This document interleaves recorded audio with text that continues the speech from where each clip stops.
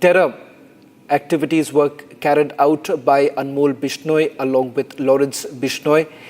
And this was while he was in United States of America, and he carried out all the activities while he was outside India, but also provided logistical support to the associates, to his associates who were present in India.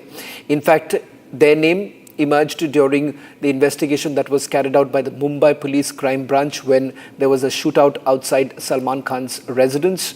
And then, of course, his name once again surfaced when Mumbai Police Crime Branch was once again investigating Baba Siddique's murder case, in which you have had his name once again surfacing. We'll try and see if we can also go across to our reporters on the ground, getting us the latest with regards to the investigation that has been carried out so far.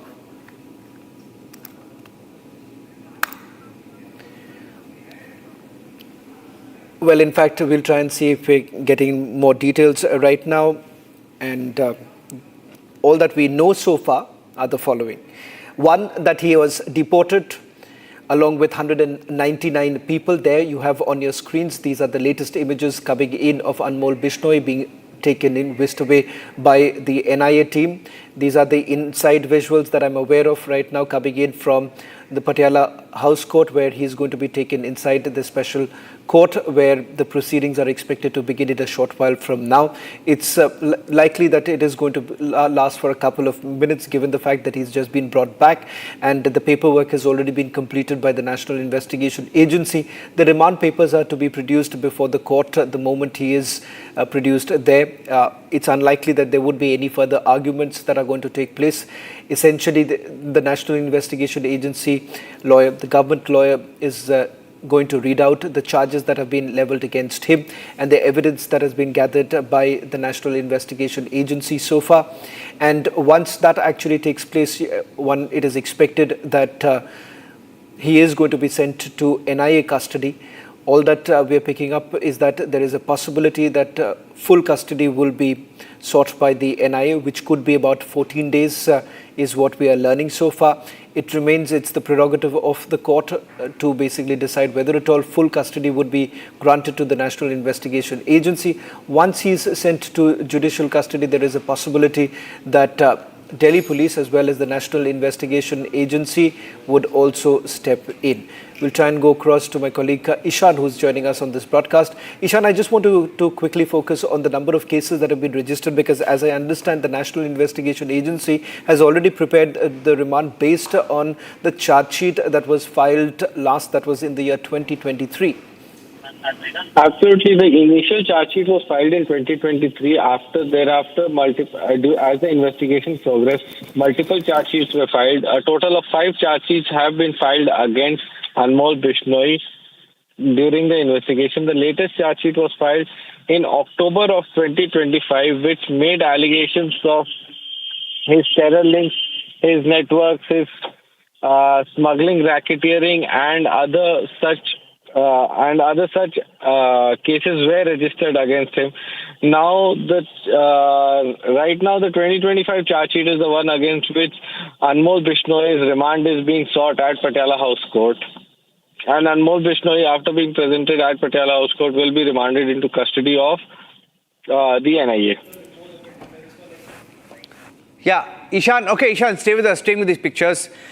It's a big moment also because the Bishnoi gang has been wanted for a very long time and they're behind so many crimes. So take our viewers through the different crimes that he will be tried for.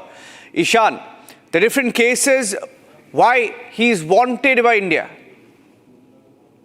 There are a total of 18 FIRs, 18 cases registered against him. The initial investigation established a critical connection between the Bishnoi gang and the BKI, a terrorist organization. Charge sheet revealed that the gang and BKI had jointly conspired to spread terrorism across India through targeted killings, extortions, arms smuggling, and drug trafficking. The investigation also uncovered evidence of that the syndicate coordinates with Pakistan-based BKI operatives, including Halvinder Singh. Now, Halvinder Singh is a very key pro-Khalistani figure who had ordered the RPG attack on the Punjab State Intelligence Headquarters in Mohali. According to the NIA's charge sheet, Lawrence Bishnoi's gang operates an organized crime syndicate comparable to around 700 shooters distributed across multiple states. Now, these gang members reportedly have significant presence in Punjab, Rajasthan, Haryana, Delhi and Uttar Pradesh since 2015. The NIA has also conducted coordinated multi-state raids and has seized assets in January 2024. The agency conducted sweeping raids across 32 locations. Thereafter, in 2024, Canada had also declared the Bishnoi gang as a terror organization. Now, this declaration of the Bishnoi gang as a terror organization by the Canadian authorities helped the impetus of the Indian authorities to bring Bishnoi back to India to face justice. Now he is being presented before the NIA court and charges have been levied against Bishnoi and he will be sought for detention and remand under the same. Okay. Ladies and gentlemen, looking at these pictures of Anmol Bishnoi. Anmol Bishnoi is wanted by India, deported. Look at him, that's the first time that we could see his face clearly after he was deported by India. And someone who's wanted for different crimes in India. He's accused in the Baba Siddique murder case. And he's landed in India. And he's facing at least 18 cases that are registered against India. And he's someone who controlled the finances of the Bishnoi gang. Not just in India, but in several countries in Europe, Latin America. Give us some details. Give us some details of why he's critical to the financing of the crime network of the Bishnoi gang. Ishan. The NIA has registered multiple offences against him regarding hawala and financing or terror financing cases under UAPA. He used to use the money generated by smuggling drugs, ammunition and extortion to be factored into providing aid and support to the BKI and other pro-Khalistani groups both in India and abroad. So NIA conducted these coordinated high-profile cases that were first of all being investigated by separate agencies and now are being investigated under a singular umbrella, where the Baba Siddique murder being the key case under which Anmol Bishnoi is being brought back to India. Anmol Bishnoi is also the main accused in the Sidhu Moosewala murder case and the firing outside Salman Khan's residence in 2024. Team जो है arrest कर चुकी है, लेकिन विदेश भारत के अंदर अनमोल बिश्नोई वो ऐसे कौन से लड़के थे जिनसे डायरेक्ट संपर्क करता था और उनको जो आदेश देता था, क्योंकि विदेश में बैठ के भारत के अंदर या दिल्ली एनसीआर के अंदर किसी पे घर पे फायरिंग करवाना, एक्सटॉर्शन मंगवाना और किसी बड़ी वारदात को अंजाम देना, ये पूरा काम जो था अनमोल बिश्नोई को सौंपा गया था, क्योंकि अनमोल बिश्नोई के ऊपर जो है Yeah. Okay, while we're waiting Sahil's feed, some more details that we're picking up of Anmol's role in the Baba Siddique murder. Anmol Bishnoi has maintained constant contact with Baba Siddique shooters through Snapchat, which has been established by investigators. He used a Snapchat account name called Bhanu, and the same Anmol Bishnoi was also involved in the planning of the murder of singer Sidhu Moosewala in May 2022. High-profile murders, one of a singer and one of a politician belonging to the NCP. Now, Anmol was Lawrence's right-hand man. He was living abroad. He ordered extortion, threats, hid jobs, controlled the syndicate worldwide through encrypted apps. That's how he functioned, through encrypted apps.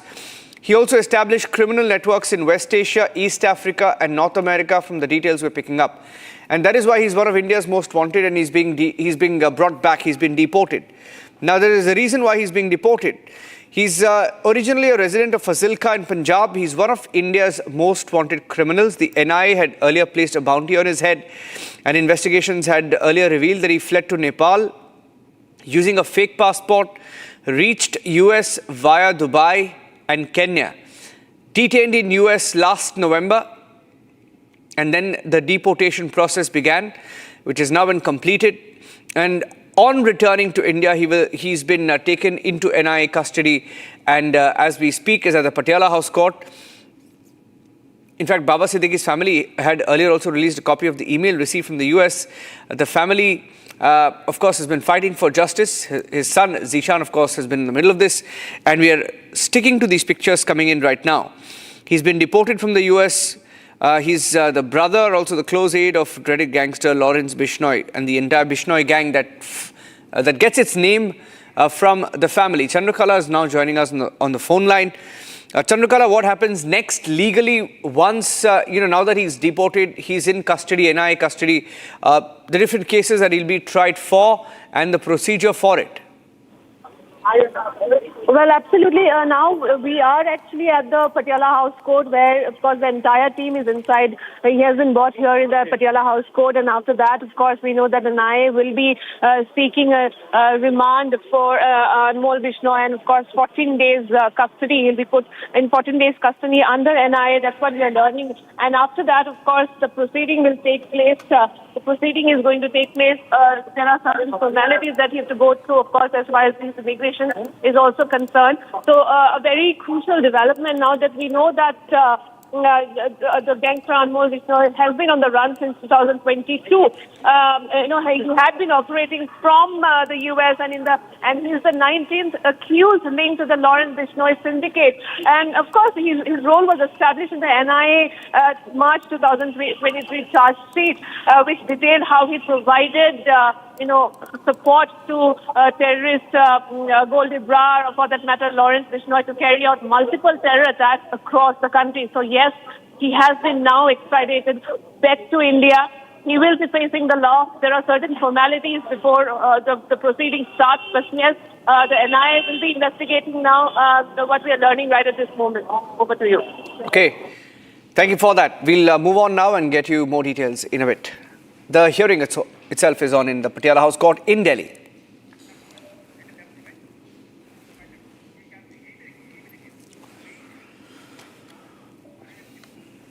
Congress party in the immediate aftermath of Operation Sindoor kept questioning the government again and again and again, asking whether we had actually lost any Rafales to Pakistan firing.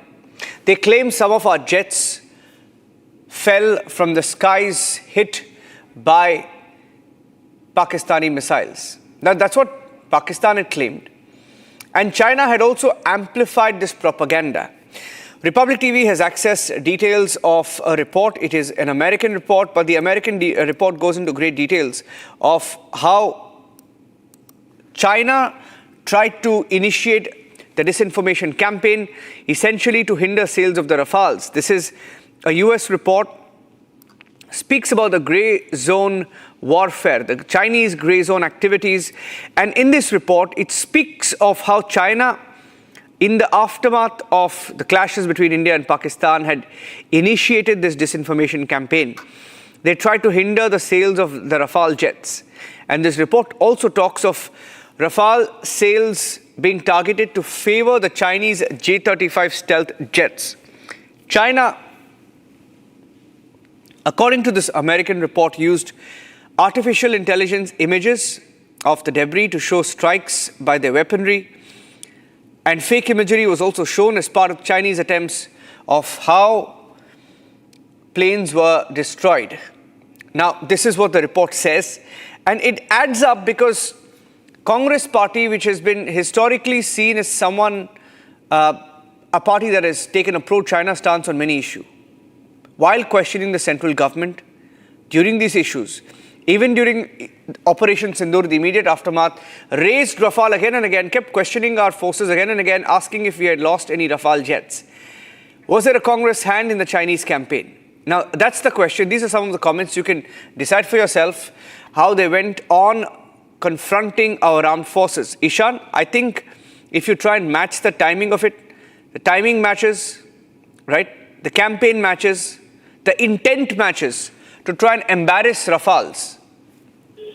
Absolutely. The entire incident took place over a period of time after Operation Sindoor. Once Operation Sindoor concluded, this propaganda that Rafales of the Indian Air Force had been down was... Rafales of the Indian Air Force had been down was started from was started from the Chinese and Pakistani Twitter handles. Once the Chinese and Pakistani Twitter handles started saying this, the Congress government also questioned on whether how many Rafales had the Indian government lost. But this was then proved to be wrong. And now this document from the this document from the US government clearly states that the propaganda sites of China and Pakistan were using multiple handles to promote AI-based footage and AI-based imagery and showing debris of drones that India had shot down and purporting them to be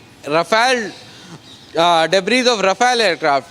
This propaganda also continued further when Chinese embassies were being used to provide misinformation to various organizations wherein they were discouraging other countries from buying Rafale and citing Operation Sindoor and the conflict at the Indian border as the prime litigant and their prima facie proof that the Rafale aircraft is bad and trying to sell their own aircraft, that is the J-35 and J-10. We all saw that the J-35 and J-10 or the JF-17 Thunder of the Pakistan, which is all being provided by China to Pakistan, were successfully shot down by the Indian Air Force, and multiple aircraft of the Pakistani Air Force were shot down, and we even provided critical evidence, satellite and radar based imagery showing Ishan, evidence. However, Ishan, be with me for a second because I'm getting in a response right now, so sorry to interrupt you there. Major General A.K. Sivaj joining us on the phone line. General Sivaj, you know, there is this report, the US report talks about the campaign of the Chinese in the immediate aftermath of Operation Sindoor, of them initiating this disinformation to specifically hinder the sales of the Rafales. Aim was to target and favor Chinese J-35 jets. They used AI images of the debris, claimed it was the debris of Rafale, to show strikes by their weaponry or Chinese weaponry, to claim that it was they who destroyed the Rafales. Now, only one question, General Sivaj. There were political parties here in India who echoed, amplified that lie. And we know that political party. It appears the timing matches, and it's a clear match of what they were trying to do, even in Parliament. Absolutely. See, the point is that the Indian political setup should believe what Indian forces are saying, the nation is saying. In case of war, the country must fight as a one unit. You know, you can play politics within yourself. But when it's a question of nation, then we all should speak on one platform and in one voice. Now, as far as this Operation Sindoor is concerned, this grows down taxes which are applied by China, rightfully they were quite worried because what has happened is all those weapons which were of Chinese origin used by Pakistan failed completely. Their air-to-air PL-15 missile not able to hit the target. It fell down, like without any firing or hitting anything in India. It JF-17, J-10C, not able to hit any target. Then you see HQ-9 and HQ-15 air defense system could not basically do anything against our missile rockets. They went with impunity, hit their air defense system, as well as also on night 6-7, we destroyed the 9 terror infrastructure.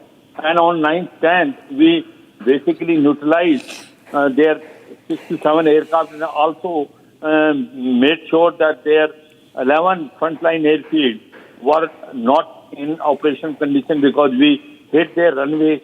And this is what exactly has happened in Operation Sindoor. Within 88 hours, Pakistan was on its knees, and the beauty was the weapon system which they were using of Chinese origin, they were exposed completely. And what they are talking about, J-35 is a failed aircraft, what they are 5th generation aircraft. As a Rafale 4.5 generation aircraft is a time-tested aircraft. It has been participated in so many places. It has taken place in Latin America, that in African countries, it has taken place part in Afghanistan. So the question comes here that the Chinese were backing a wrong horse as a Pakistan during Operation Sindoor. They tried disinformation, misinformation. All these tactics failed completely. And Pakistan got the beating. Also, Chinese weapon system was completely exposed during Absolutely. Operation Sindoor. Yeah. Now, one thing happened. Immediately after Operation Sindoor, there were 2-3 countries which had given order for their basically PL-15 as well as JF-10C aircraft. Yeah. They also cancelled that. That is the aftermath of Operation Now, I'll tell you Sindoor. one more, General Sivach, I'll tell you one more bit of information as I thank you. The irony is there are no buyers for China's J-35. As of this minute, there is nothing on record to say that they are going to buy it. Nobody is buying it. There's no recorded purchase by any nation. Whereas, you contrast that to Sindoor. And I had a graphic. If I have that graphic, I can pull it out. There are no buyers for China's J-35. No recorded purchase by any nation. But you see, Rafale, Ukraine has ordered 100 Rafale jets in the last few days. India has ordered 26 Rafale marine jets. Indonesia has signed the deal for 42 Rafale. So Rafale is a better jet and it's doing better. And it appears that in their battle, in the defense battle, they tried to malign India. I'll leave it at that. Thank you for joining us with your inputs there, General Sivach. It's ironic and sad that Indian political parties were party to this campaign.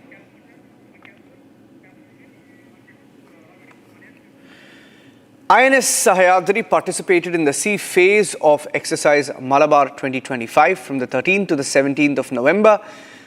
The 4-day high-tempo sea phase included anti-submarine warfare, visit board search and seizure, gunnery firing, underway replenishment and cross-deck helicopter operations. Now, in addition, sea riders were also exchanged between the participating ships to share best practices and to enhance mutual understanding. We've got some of the raw videos here on Republic Defense of this ongoing exercise.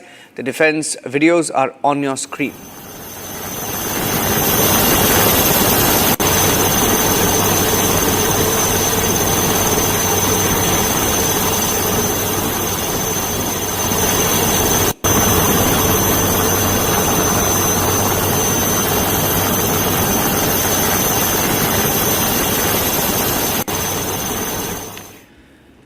Taking a break, ladies and gentlemen, when we come back, Air India has asked the government for a subsidy. They want taxpayers to cough up 4,000 crore rupees for Operation Sindoor impact. That meeting at the Prime Minister's office is concluded. The meeting was at the PMO. Full details coming up. Ajit Pawar's son, Parth Pawar, not named in the land scam. Scam proven, deal cancelled, but the alleged scamsters nowhere in the picture, getting political cover perhaps.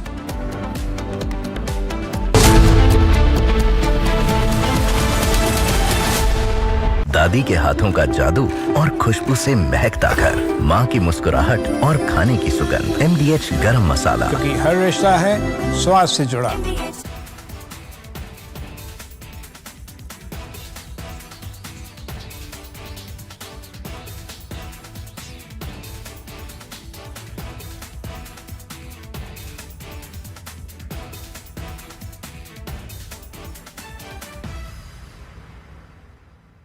थोड़े में ज्यादा स्वाद, यही तो है इसकी खास बात। वाओ मामा, क्या स्वाद है? अरे मेरे राजा। China and Japan are clashing verbally over Taiwan. Tensions between China and Japan have risen over Taiwan's security. Japan has signaled it may intervene in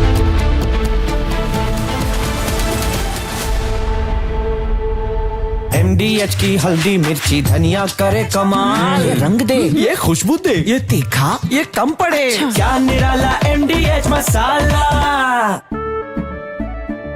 केसरिया से मन जोगी हुआ रे, दिल झूमे देखो मतवारा हुआ रे, केसरिया से मन जोगी हुआ। हर पल मनाओ केसरी त्योहार।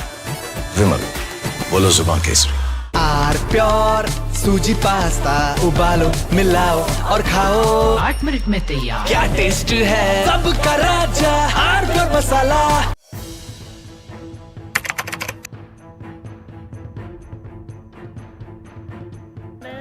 So in the past, we would see most of the terrorists who would get arrested, they would be like the people who would be working at a very low level. But today we have seen the white collar suspect.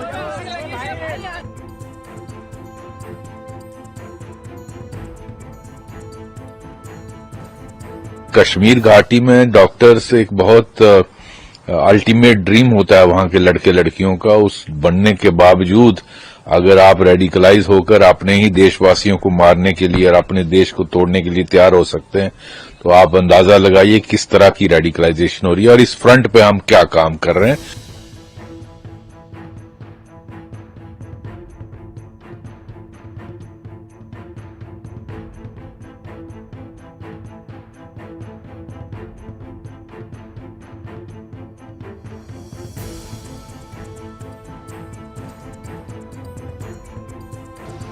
Investigators have identified Maulvi Irfan Wagha, also known as Imam Irfan, from Shopian in South Kashmir, as the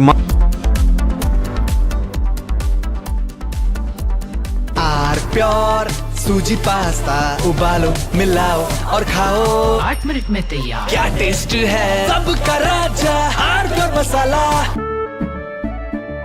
केसरिया से मन जोगी हुआ रे, दिल झूमे देखो मतवारा हुआ रे।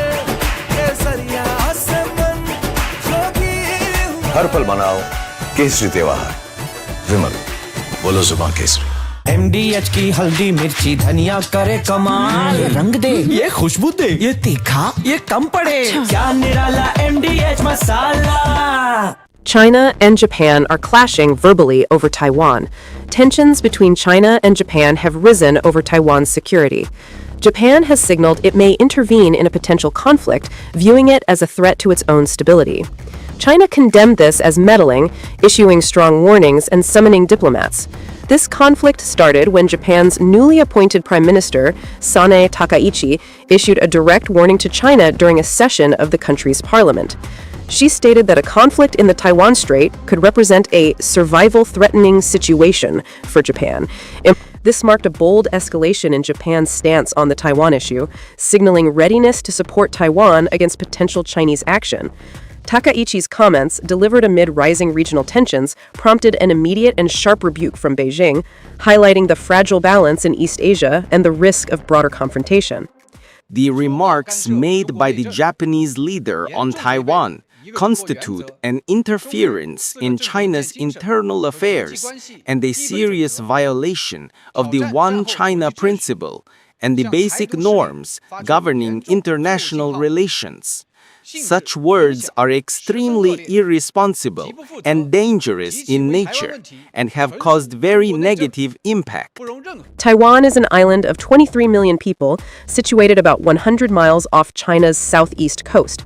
China regards it as a breakaway province under the One China principle, insisting that other countries acknowledge this and avoid treating Taiwan as a sovereign state.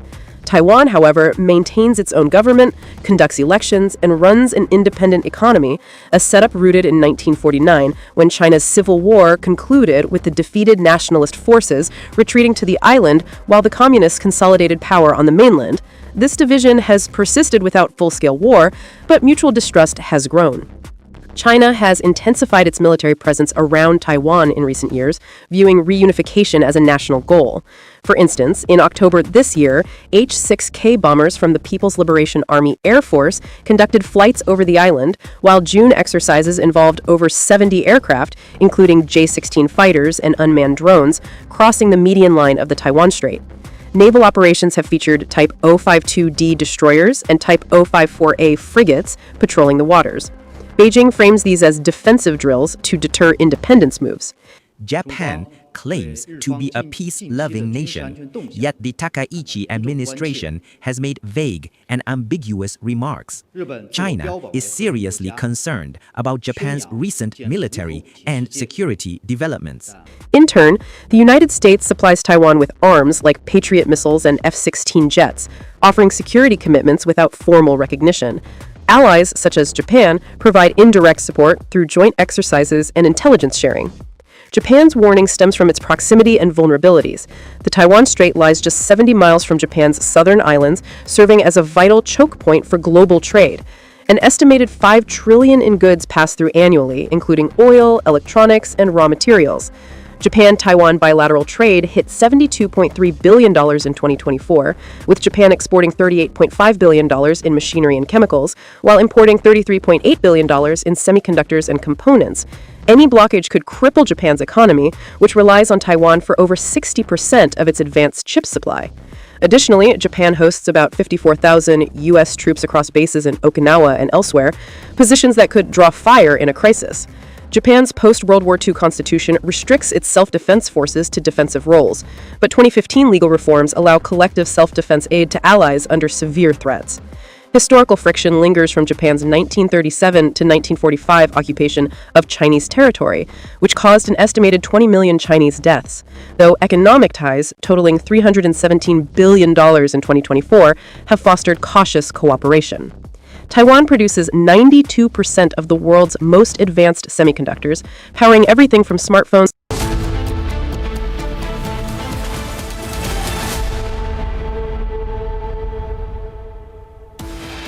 On the run since 2022, wanted gangster Anmol Bishnoi is dragged back on Indian soil, hearing at the Patiala House Court. US report exposes China's disinformation campaign after Operation Sindoor. China used fake AI images, China to hinder the sales of French Rafale aircraft. 272 eminent signatories write open letters against Rahul Gandhi's tarnished campaign on ECI. Former judges, ambassadors, veterans are part of the signatories. Air India demands 4,000 crore rupee subsidy from the government for Operation Sindoor impact. Meeting at PMO concludes. Ajit Pawar's son Parth not named in 300 crore Pune land deal report.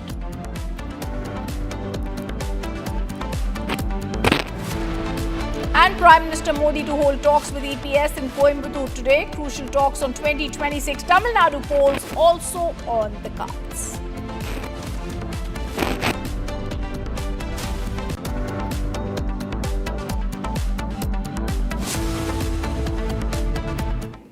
Good evening. Welcome to Republic. Our top focus on the run since 2022 wanted gangster. We'll go to that story. But before that, the Pune land scam case that's grabbed our attention. Now we come to know that in the 300 crore land scam, there is no naming of Ajit Pawar's son. Picking up more details in the Pawar land deal case, a police diary entry has reportedly detailed an incident in which security personnel described as bouncers were allegedly sent to forcibly take control of a parcel of government-owned land, with the notes indicating the attempt was linked to Parth Pawar. The diary record forms part of an ongoing inquiry.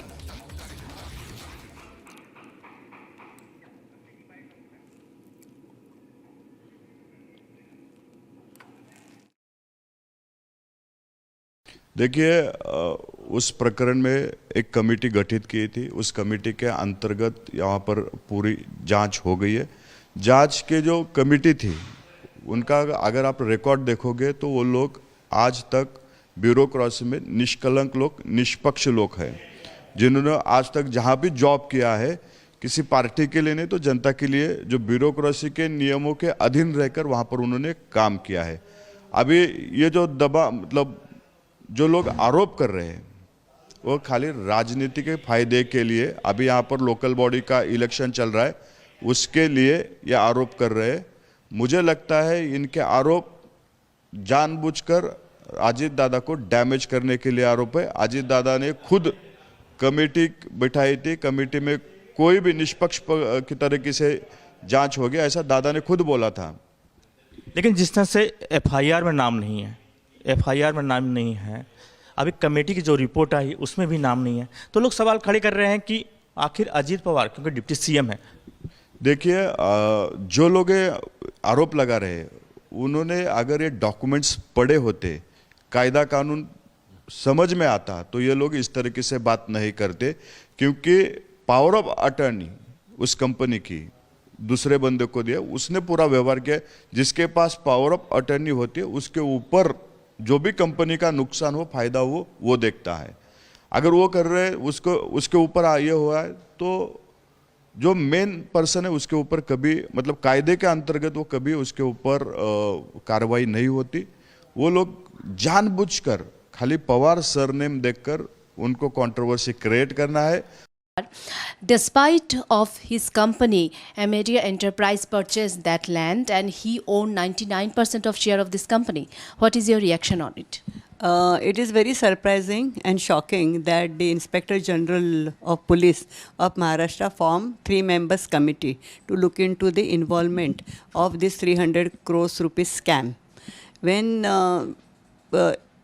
the ownership is belonging to Path Pawar, 90%, the whole deal has taken place on behalf of his company, and there is lot of other say or lot of documents are there to show that they cannot bifurcate or separate Mr. Path Pawar individually and the company separately. So this is nothing but I think that it is just an eyewash. There is no seriousness. And people also knew that Path Pawar will be spared in this kind of inquiry. They will just hold it for the namesake, and they will see that they will indemnify Mr. Path Pawar's involvement because they are the part of this present government. So the present government doesn't want that the Ajit Pawar's government, which is supporting him, they should come in any problem. Republic TV earlier confronted Ajit Pawar on his son's involvement. Here's what he had to say. Ajit Pawar sir, ये MAD enterprise का जो LLP है वो सरकारी ज़मीन कैसे, वो political influence को काम पे लगाया गया क्या, मिसयूज़ किया गया? सर आपके बेटे का नाम आ रहा है, आपका बेटा इस एमएडी एंटरप्राइज से जुड़े हुए। मी त्यामध्ये सोमवारी मी मुंबईला बोललो, मी पुण्याला बोललो, मी बारामतीला बोललो। आता ह्याबद्दलची चौकशी चालू आहे, चौकशी झाल्यावर आम्ही उत्तर देऊ। ये पॉलिटिकल इन्फ्लुएंस का चौकशी चालू आहे, चौकशी झाल्यानंतर बोलीन। सारखा तो विषय मला बोलायचं कारण नाही। मी आपल्या राज्याच्या राजधानीत बोललोय, माझ्या पुण्यामध्ये पालकमंत्री आहे म्हणून तिथं बोललोय। पॉलिटिकल इन्फ्लुएंस काम पे नहीं आना क्या, मिसयूज नहीं किया गया पॉलिटिकल? यामध्ये आप उपमुख्यमंत्री है, आपके बेटे के ऊपर है। US authorities are also probing videos that are linked to terrorist Umar Nabi after 4 clips were reportedly extracted from a mobile phone said to belong to him, which had since been handed over to the NIA. According to investigative details, Umar allegedly gave the phone to his brother during a visit to Srinagar and later instructed him to dispose of it in a drain near their home. Umar's brother was subsequently arrested on the night of the Delhi blast, with investigators claiming that the phone was dumped following Umar's instructions as part of efforts to conceal evidence. Let me also now go across to Shamvi, who's joining us live from the Al Falaha University. Shamvi, you've been camping there for the last few days. What are the details that you're picking up? We've seen the ED has raided Al Falaha University. We've also seen the Delhi police has filed FIRs. What details are you picking up?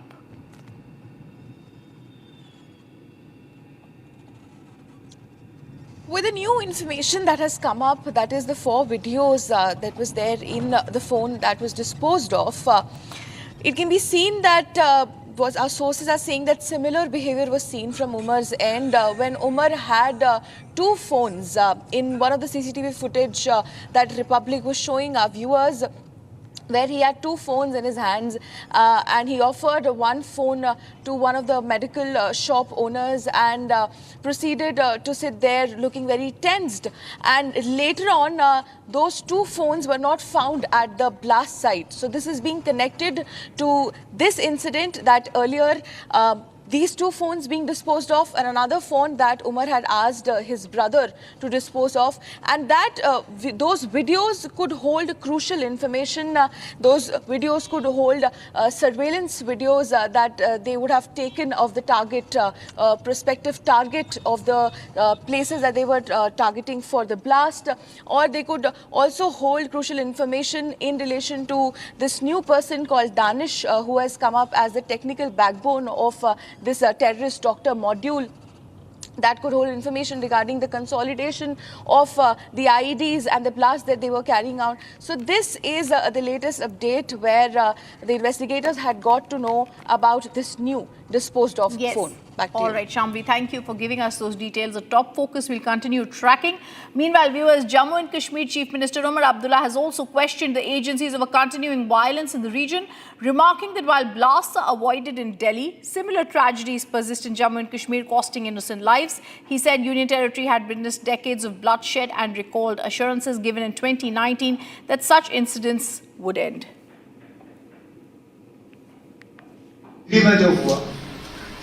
चंद लोग उसके लिए जिम्मेदार हैं, लेकिन एक ऐसा तासुर पैदा करने की कोशिश की गई कि इसमें हम सब जो है कसूरवार हैं, हम सब इसमें मिले हुए हैं। आज तो ना दिल्ली में जम्मू कश्मीर के रजिस्ट्रेशन वाली गाड़ी चलाना भी एक जुर्म के तौर पर समझा जाता है। मैं खुद अपनी गाड़ी, जब मेरे पास अपने ज्यादा सिक्योरिटी वाले नहीं होते, मैं खुद सोचता ना मैं गाड़ी निकालूं या ना निकालूं, पता नहीं कौन साइड करके रोकेगा, पूछेगा ना आप हो कहां से, क्या कर रहे हो, यहाँ पे क्यों आए हो। Let's take a look at what's making headlines across the nation. Bharat 1 Minute, brought to you by Canara Bank. Together we can. A high-level panel probing a 300 crore rupee Pune land deal linked to a firm associated with Ajit Pawar's son Parth has found 3 accused guilty of wrongdoing. The report had been submitted to the joint IG of registration, highlights several violations in the registration of the sale agreement for 40 acres of government land in Mundwa, while making no mention of Parth Pawar. The NIA on 19th November arrested Anmol Bishnoi, brother and aide of gangster Lawrence Bishnoi, after his deportation from the US, wanted for crimes including the killings of Baba Siddique, Sidhu Mosewala and firing at Salman Khan's home. Anmol had been absconding since 2022. And Air India had asked the government for permission to use Chinese airspace and a 4,000 crore rupee subsidy, citing heavy fuel and crew overtime costs after global airspace disruptions. Despite all airline facing detours, Air India is the only one seeking taxpayer support. A high-level PMO meeting has reviewed the request.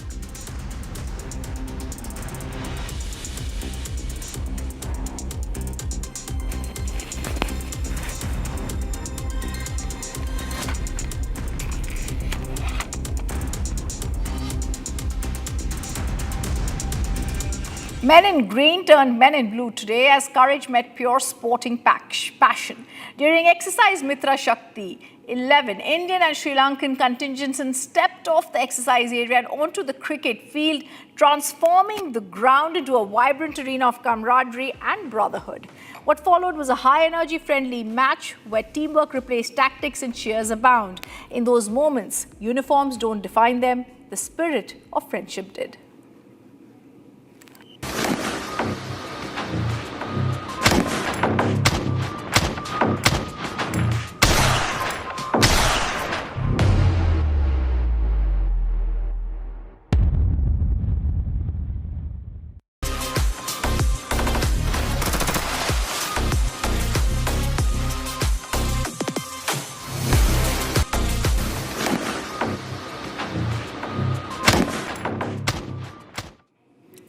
Bus accident at Sinar bus stand in Nashik, Maharashtra has taken place. The ST bus went straight onto the platform.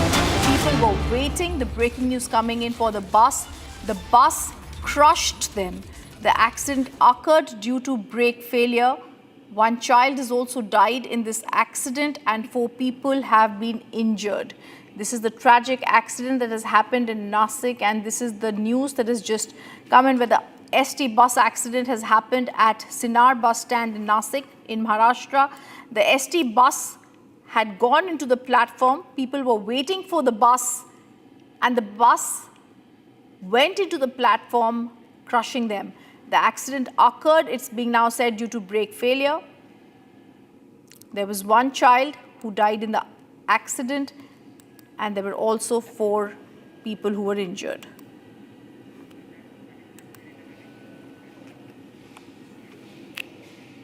It's Air India that's in the headlines once again, but this time for all the wrong reasons. Again, when Operation Sindoor took place, the whole nation celebrated. But it seems Air India was more focused on recuperating their losses, and that's exactly why they claim that they deserve a 4,000 crore rupee subsidy from the Indian government, a claim which comes with a lot of controversy.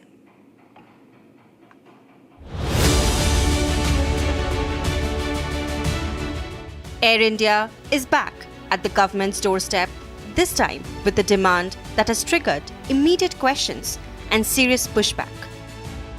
After Operation Sindoor and the subsequent airspace disruptions, several international routes tightened. But while every airline faced detours, only Air India is asking a huge taxpayer-funded bailout. The carrier has sought an urgent intervention from the PMO, where a high-level meeting has concluded. And the ask is staggering. Air India is seeking permission to use Chinese airspace and a 40,000 crore subsidy to cover mounting losses. Air India says that the detours post the Pahalgam terror attack have caused fuel burn, crew time extensions, citing mounting operational losses. But here's the real question. If every airline is flying longer routes, why is only Air India claiming crisis-level losses? Should public money be used to compensate a private airline? In this meeting with the PMO officials, the Secretary from Ministry of Civil Aviation, the Chairman of Airport Authority of India and the CEO of Air India, Campbell Wilson himself was present at the meeting, requesting the PMO that there's an immense, huge, heavy loss which Air India is bearing these days, and there's a fuel costing, there's a crew costing, and there's a high hotel stay and the maintenance and other costs which Air India is bearing right now because of the closure of the Pakistan airspace. And the meeting went on for half an hour. It's very upsetting and surprising at the same time for everyone, for all those families of the victims who lost their loved ones in the Pahalgam terror attack. And here in Air India and its PPD is precisely mentioning that after the Pahalgam terror attack, there has been detour around the Pakistan airspace, the flights which are going to North America, UK and also in the several parts of Middle East, everywhere. Additional 49 to 50 minutes is taking for the aircraft to go, and that is the reason Air India is an immense loss, and the government should help Air India and give the subsidy of rupees 4,000 crore. Meanwhile, when Republic confronted Air India CEO Campbell Wilson on this controversial demand, he had no clear answers. Mr. Wilson, Air India is seeking temporary subsidy from government over... Good morning, Harsha. How are you? How are you, Harsha, today? Nice to see you again. Yes, but you have to respond to the questions. Why India is seeking I'm wishing you good morning. Subsidy. Good morning. It's nice to see you. But 4,000 crore temporary subsidy. No. Good morning. Not good morning, but we are asking the questions here.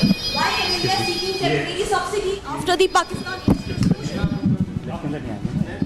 And even families connected by the Pahalgam terror attack questioned the airline stance. After months, a corporate company coming out and claiming 4,000 crores in the name of an operation done against terrorism. This is something which I believe is not justifiable in any way. First of all, no other airlines had made any kind of demand apart from Air India. So they should stop playing victims in this kind of scenarios. As the meeting concludes at PMO, big question remains. Can a private airline claim 4,000 crores from taxpayer funds and is using Chinese airspace a genuine operational need?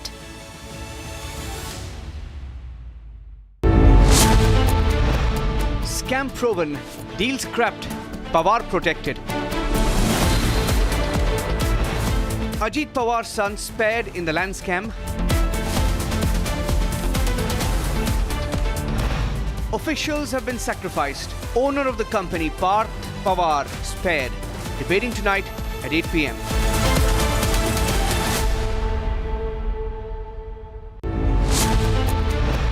Was Congress pushing China's anti-Rafale campaign? American report exposes the campaign against Rafale. Did Congress push the Chinese line on Rafale jets? Debating tonight at 9 p.m.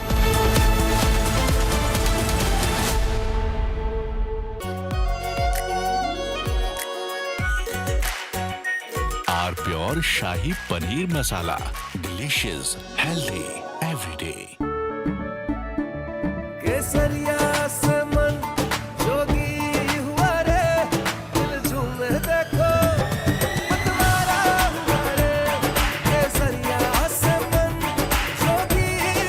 Simple बनाओ केसरी त्योहार। विमल, बोलो जुबान केसरी। ये है secret recipe MDH का जीरा sip jaljeera masala. Sip sip जीरा sip MDH का जलजीरा सिप MDH का jaljeera SIP.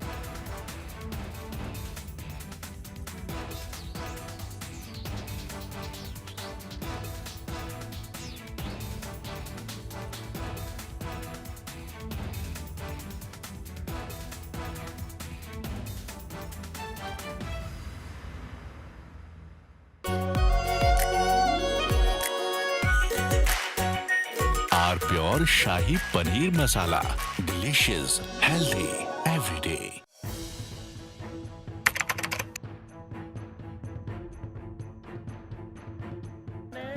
So in the past, we would see most of the terrorists who would get arrested, they would be like the people who would be working at a very low level. But today we have seen the white collar suspect.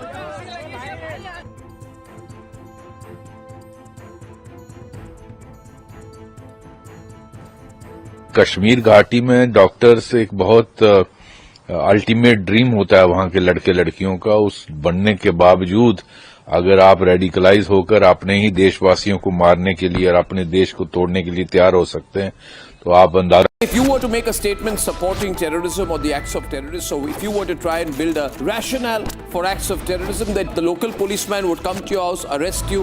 If you were to put such a comment on social media, rightly so, you would be facing charges, you would be in jail. But if you're from the Congress, nothing would happen. If you're Farooq Abdullah, nothing will happen. If you're Hussain Dalwai, nothing will happen. If you're from the PDP, despite the central government being a BJP government, nothing will happen. These are not just apologists. These are people who are making a strong case for terrorists. Is politics an act? If it was not an act, then why are these people not facing charges? Why is the central government not going against them? If you believe we need to be a hard state not in terms of statement but in reality, then support Republic.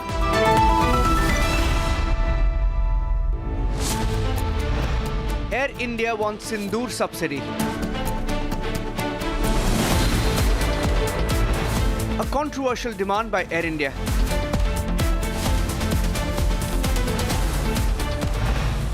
Air India blames losses on Pahalgam fallout. Debating tonight at 8:30 p.m.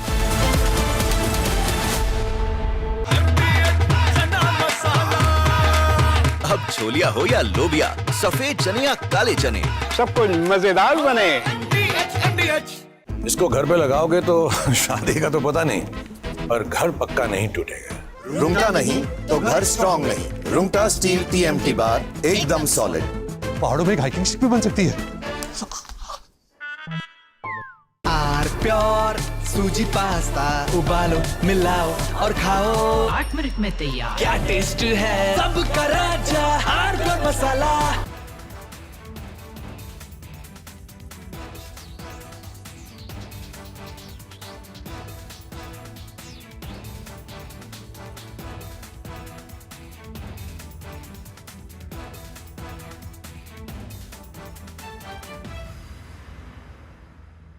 आधे bowl दही में 4 चम्मच MDH चटनी पुदीना मसाला डाला, stir करो, पुदीना चटनी तैयार। MDH चटनी पुदीना मसाला। China and Japan are clashing verbally over Taiwan. Tensions between China and Japan have risen over Taiwan's security. Japan has signaled it may intervene in a potential conflict, viewing it as a threat to its own stability. China condemned this as meddling, issuing strong warnings and summoning diplomats.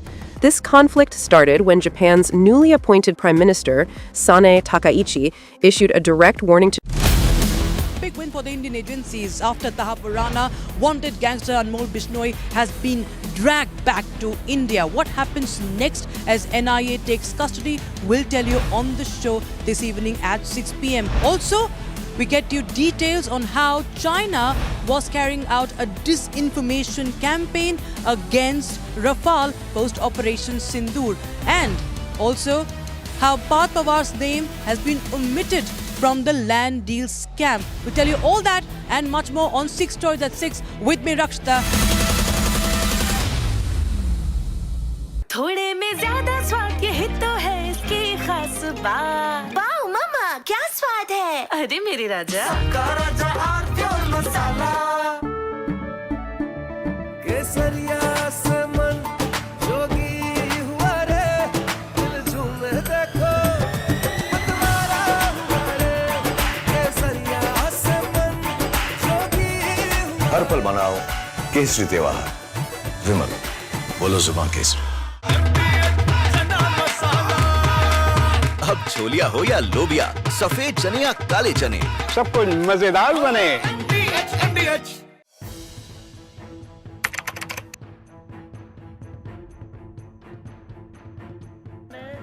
So in the past, we would see most of the terrorists who would get arrested, they would be like the people who would be working at a very low level. But today we have seen the white collar suspect.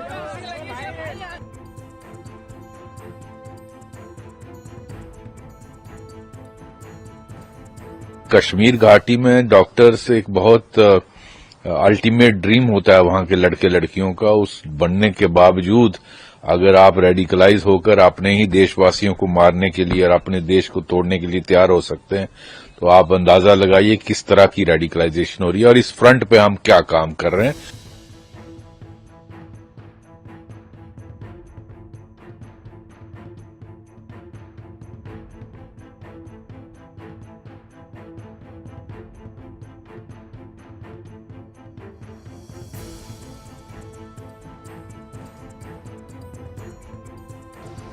Investigators have identified Maulvi Irfan Wagha, also known as Imam Irfan, from Shopian in South Kashmir as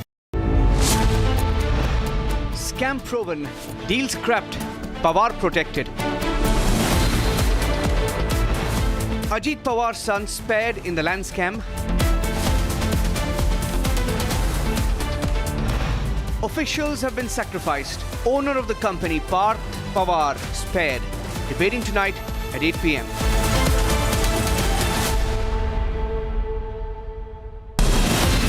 From Asia's largest news headquarters, setting the agenda for Bharat.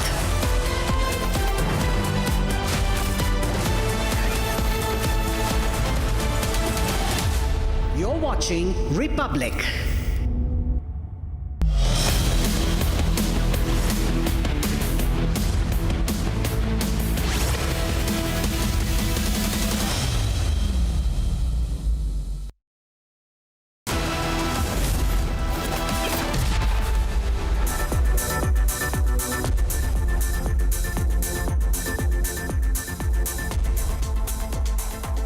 Very good evening, viewers. You're watching the latest edition of 6 Stories at 6, and I am Rakshita Mishra with you, viewers. The big story is the extradition of the dreaded gangster, most wanted gangster, Anmol Bishnoi. He has been dragged back to Indian soil, and the message being sent out is no criminal who indulges in any anti-India activity or any heinous crime will be spared, no matter in which corner of the world he is. Second story on 6 Stories at 6 is the Pahalgam subsidy, viewers. Air India today knocked the doors of the PMO seeking the subsidy for what losses they incurred during Pahalgam. They're also looking for a China route, looking for permission to use the Chinese airspace. We'll tell you more on that. Story number 3 is the anti-Rafale campaign that has been initiated for a long time by China, that has been now highlighted in a US report. Now the question arises, did Rahul Gandhi and the Congress party parrot China's line?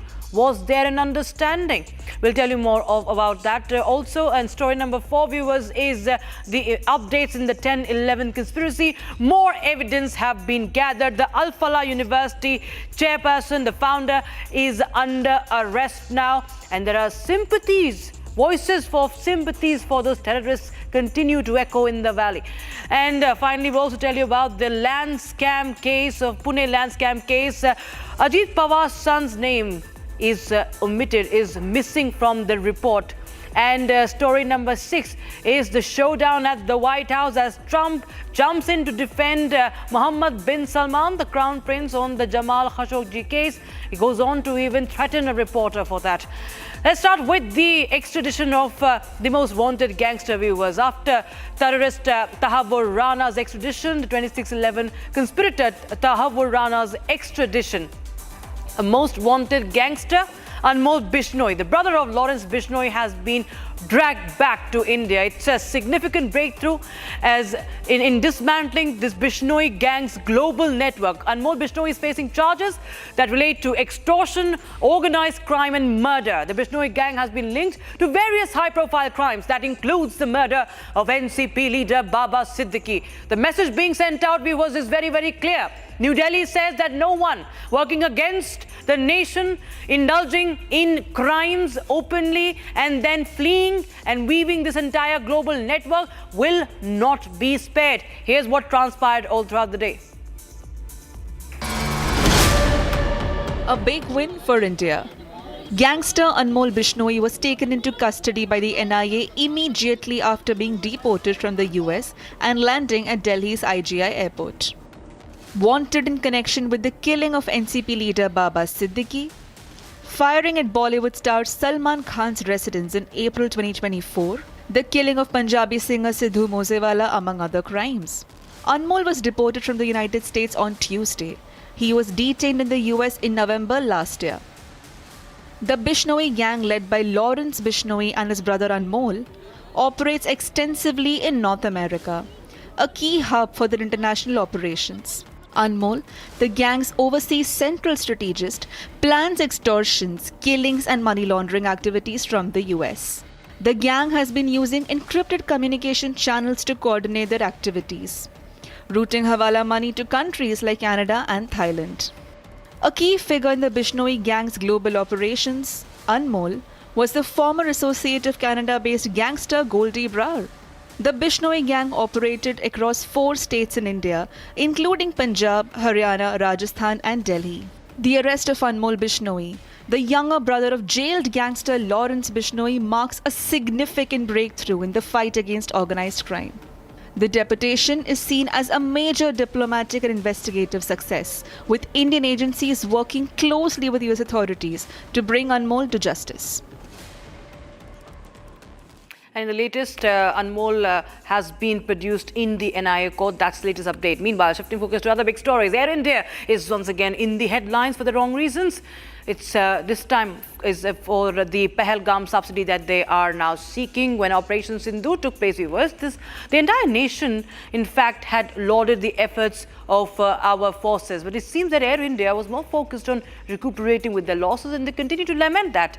And that's exactly why they claim that they deserve a 4,000 crore rupees subsidy from the Indian government. That is, of course, from the pocket of the taxpayer, the exchequer. It's a claim that comes in with a lot of controversy, viewers. And today they were at the PMO. There was a high-level meeting that was held at the Prime Minister's office, as they also sought the use of Chinese airspace. Take a look.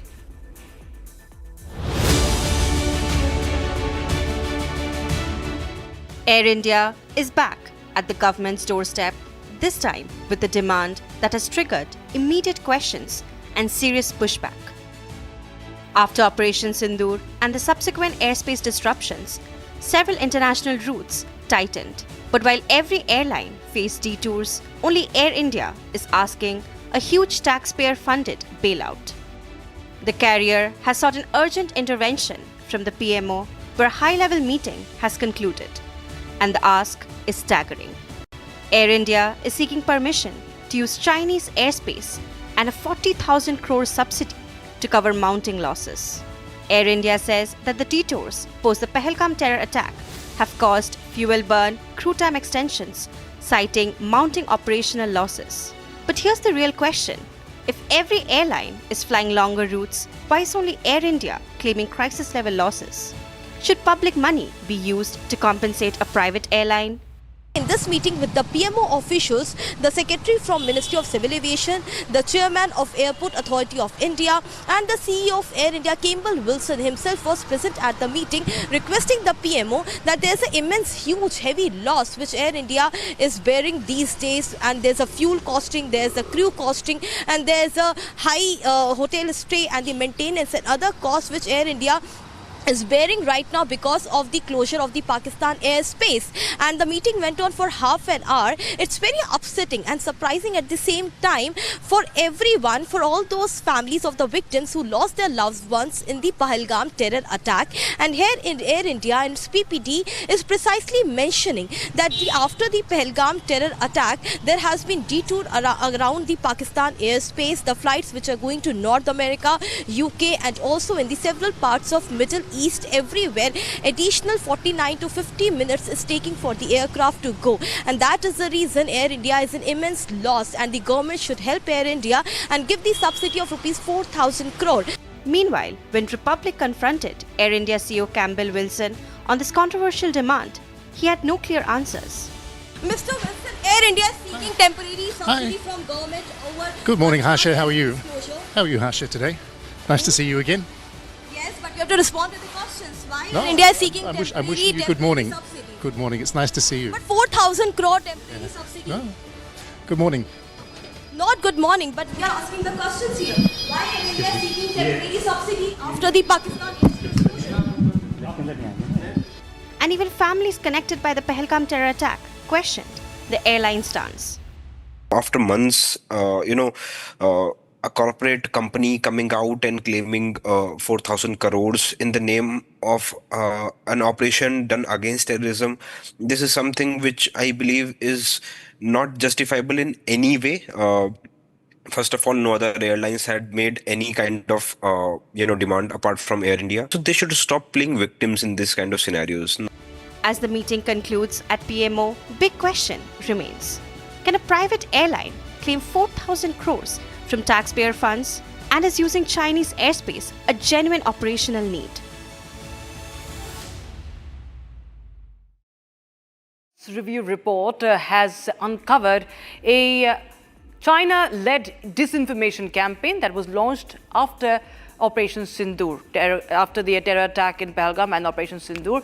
And the report said that China used fake social media accounts and AI-generated images of supposed Rafale debris to push the claim that the jets were destroyed, all to promote its own J-35 fighters, who really does not have any takers. In fact, we was back in July also, the French officials and French Defense Ministry officials had also said that there was a campaign that was being run by the Chinese against the Rafale fighters, using their officials in the embassies, using their envoys as well. And now this report has also reiterated the same facts. Here's more how Congress seemingly also parroted the same tone what China has been singing. The question arises, was this a Congress-backed campaign? It started with a tragedy and escalated into a high-stakes showdown. In April, a deadly terror attack took place in Kashmir's Pahalgam.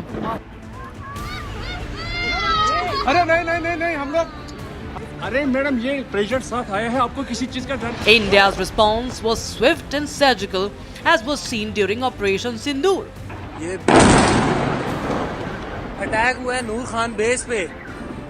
It was Indian Air Force Chief, Air Chief Marshal A.P. Singh, who had confirmed the mission's success.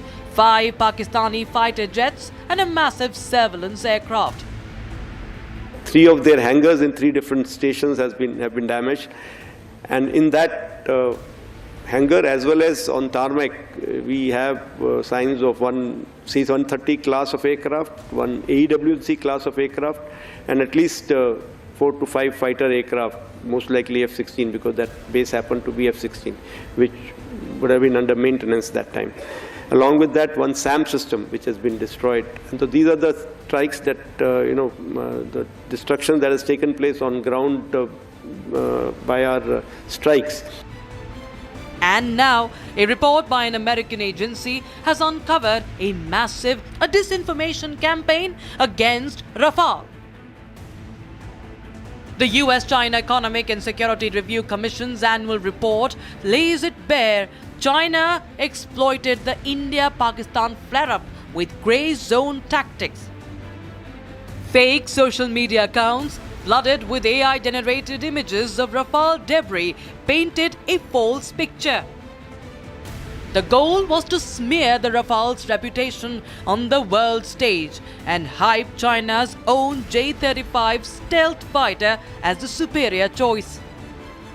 The campaign is being seen as opportunistic warfare, timed right after Operation Sindoor, aimed to undermine India's momentum and peddle Beijing's defense exports. But what is shocking is that this narrative has been parroted by Congress in India. While Beijing attempted to hinder Rafale's sale, Congress attacked the government, claiming Rafales were shot down by Pakistan. They echoed the Chinese line to peddle fake news time and again. They questioned repeatedly the armed forces, asking for sabut while operations were on. Has the Congress been hand in glove with China in pushing the anti-Rafale discourse?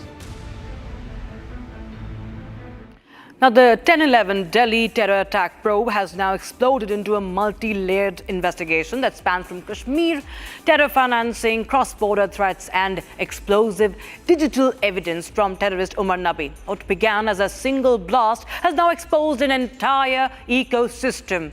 The epicenter, Al-Falah University's chairperson in the latest has been arrested. Lakhs of rupees in cash has been recovered from one of the trustees. Entire funding of this university is being investigated. While the agencies are working round the clock, security forces turning no stone unturned to fight against terror. Voices of sympathy, viewers, for these white-collar jihadis continue to be raised. Like mother, like daughter. Mehbooba Mufti's daughter and PDP leader, Iltija Mufti, has gone on to justify them, calling it a vicious cycle that has led to the educated youth in the valley to turn to terrorism. Chief Minister of Jammu Kashmir, Umar Abdullah, is not far behind. Take a look at this report. The Delhi blast investigators have pulled out 4 explosive videos from terrorist Umar Nabi's phone. These videos, recovered after advanced digital extraction, have now been handed over to the NIA. The probe further reveals Umar had secretly passed this phone to his younger brother during a visit to Srinagar, instructing him to dump it in a drain outside their home, a planned destruction of evidence. The finances behind radical networks are also under the lens. The Al-Falah owner has been arrested in another case. Enforcement Directorate has made a major arrest in the Al-Falah University money laundering case. The ED has taken into custody Javed Ahmad Siddique, the chairperson of Al-Falah Group and the man who effectively controls the Al-Falah Trust.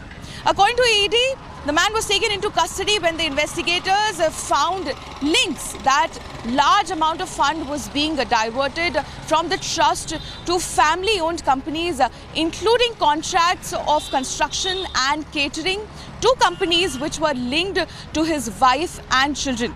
Trust founder Javed Siddique was picked up last night, hours after agencies seized around 35 lakh rupees in cash from a trustee.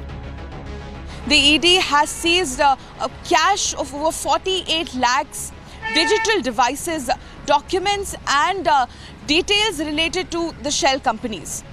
In a major development, the Delhi court has remanded Javed Siddique to a 13-day ED custody, finding that there are reasonable grounds to believe that he did commit the offence of money laundering. The ED is now on the track of tracing the full money trail and finding out the extent of the proceeds of crime. As new details emerge and more arrests are made, Umar Abdullah, the chief minister, is doing exactly what he should not have: play the victim card, saying all Kashmiris are being targeted. Delhi में जो हुआ, चंद लोग उसके लिए जिम्मेदार हैं, लेकिन एक ऐसा तासुर पैदा करने की कोशिश की गई कि इसमें हम सब जो है कसूरवार हैं, हम सब इसमें मिले हुए हैं। आज तो ना दिल्ली में जम्मू कश्मीर के रजिस्ट्रेशन वाली गाड़ी चलाना भी एक जुर्म के तौर पर समझा जाता है। Meanwhile, Iltija Mufti of the PDP too has attempted to justify the terrorists, calling for introspection as to why educated individuals have turned to terror. Opposition politicians seem intent on targeting India, and in the process, they are giving Pakistan a clean chit. Now, committee probing the controversial 300 crore rupee land deal in Pune submitted its report, and it does not name Parth Pawar, who is the son of Maharashtra Deputy Chief Minister Ajit Pawar, the NCP leader, NCP chief. The panel, however, has indicted 3 people already named in this police FIR. But the question arises, who is shielding Parth Pawar? Here's the full story. A 3-member committee, headed by Joint IGR Rajendra Muthe, has submitted its report in the 300 crore Mundhwa land deal case. The land, 43 acres in Pune's upscale Mundhwa area, is government-owned and could not legally be sold. Yet, it was sold to Amedia Enterprises LLP, a firm in which Parth Pawar is a partner. The interim report spoke of irregularities in a plot valued at over 1,800 crores, sold for just 300 crores to Amedia Enterprises LLP. The state later scrapped the deal, calling the violations serious and deliberate. But investigators say Parth's name does not appear on any document linked to the sale. As a result, the committee report makes no reference to Parth Pawar. Instead, the committee has indicted 3 people named in the FIR: suspended Sub-Registrar Ravindra Taru, Digvijay Patel, who is Parth Pawar's business partner, and Sheetal Tejwani, who held the power of attorney on behalf of the land sellers. This committee has held accountable 3 personals only, those name mentioned in sale deed. Now the question is, if someone is beneficiary from that land deal, why his or her name not mentioned in the report? Because we know that company which is involved in this Pune land scheme is Amedia Enterprise and is co-owned by Ajit Pawar's son Parth Pawar. And all details, all papers are there only, and till date, the Parth Pawar is the co-owner of the company. Parth Pawar was beneficiary by these deals. Why his name not came in this report? That's why this report is raising questions. Sub-Registrar Taru is accused of using a skip option in the registration system, bypassing mandatory checks on government land. The probe also found shocking financial gaps. The 300 crore deal should have attracted 21 crore in stamp duty, but the firm linked to Parth paid only Rs 500. Despite this, neither the FIR nor the committee report names Parth, even though he remains a director in the company at the center of the controversy. But the records show Parth Pawar signed the LLP resolution. He signed stamp duty waiver proposals worth crores, and his signature appears on internal registration approvals. These raise the question, if he signed key documents linked to the transaction, why is he not named in the findings? Officials maintain that the committee's mandate was narrow, limited to procedural lapses, not criminal liability. But critics argue that if Parth signed resolutions, approvals, and waiver requests, his role cannot be dismissed. A separate high-powered committee, headed by the Additional Chief Secretary, is now examining whether these signatures and approvals amount to greater responsibility. Meanwhile, Amedia Enterprises has been issued a notice to pay Rs 42 crores in stamp duty after the deal was cancelled. The company has 7 days to respond. And as documents repeatedly show Parth Pawar's signatures on key approvals, the central question remains, if it was his company and his paperwork, how was he not named in the probe report? The US and Saudi Arabia approved a civilian nuclear deal, and the sale of F-35 jets as Trump sought to brush the murder and dismemberment of the Washington Post columnist under the carpet. In fact, Trump raged at a woman journalist who asked the prince in the Oval Office about the case for embarrassing the Saudi royal on his first US trip since the murder, and called Khashoggi extremely controversial. Trump, in fact, escalated his confrontation with women journalists, calling a Bloomberg reporter piggy and a terrible reporter to an ABC News correspondent. He accused the channel of peddling fake news and also urged regulators to look at revoking its license. Basically, he was indirectly threatening the channel very much publicly at the White House. Take a look. US President Donald Trump has frequently demonstrated his disdain for journalists. In one such incident on Tuesday, Trump lashed out at a reporter after she questioned the Saudi Crown Prince Mohammed bin Salman on orchestrating the 2018 killing of Washington Post journalist Jamal Khashoggi by Saudi agents. As far as this gentleman is concerned, he's done a phenomenal job. You're mentioning somebody that was extremely controversial. A lot of people didn't like that gentleman that you're talking about. Whether you like him or didn't like him, things happen, but he knew nothing about it. Crown Prince Mohammed bin Salman is on his first White House visit in 7 years. Meanwhile, the Saudi Arabia Crown Prince denied any wrongdoing and said that Saudi Arabia did all the right things to investigate Khashoggi's death. About the journalists, it's really painful to hear, anyone that been losing his life for, no real purpose or nothing illegal way, and it's been painful for us in Saudi Arabia. We've did all the right steps of investigation, etc. in Saudi Arabia, and we've improved our system to be sure that nothing happened like that, and it's painful and it's a huge mistake, and we are doing our best that this doesn't happen again. The US-Saudi relationship had deteriorated after Jamal Khashoggi's 2018 murder, with the US intelligence suggesting Crown Prince Mohammed bin Salman likely ordered the operation. However, 7 years later, President Trump has strengthened ties with the 40-year-old prince, viewing him as crucial to shaping the Middle East's future. Trump then went on to lash out at an ABC reporter and her network over a question about releasing the Epstein files. It's not the question that I mind, it's your attitude. I think you are a terrible reporter. It's the way you ask these questions. You start off with a man who's highly respected, asking him a horrible, insubordinate, and just a terrible question. And you could even ask that same exact question nicely. You're all psyched up. Somebody psychs you over at ABC. Trump was also asked about his family's business dealings in the kingdom, but Trump denied having any relation to those business deals. He pushed back on the notion and said there was conflict of interest. Coming in right now, the NIA has been granted 11-day custody of Anmol Bishnoi. That's the big breaking news we have right now. He has been just been produced after being dragged back to India at the Patiala House Court, the NIA court in Patiala House Court. Now, NIA has got the 11-day custody of Anmol Bishnoi. That's the breaking news we have right now. Most wanted gangster. One of the most wanted gangster, Anmol Bishnoi, extradited back to India. He has been dragged back on Indian soil, and NIA now gets 11-day custody of Anmol Bishnoi.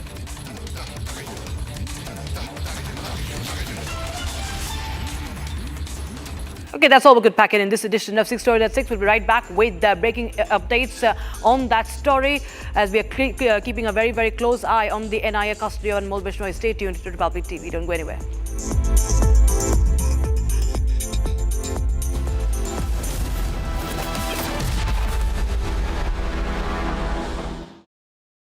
थोड़े में ज्यादा स्वाद ये ही तो है इसकी खास बात। वाओ मामा, क्या स्वाद है? अरे मेरे राजा।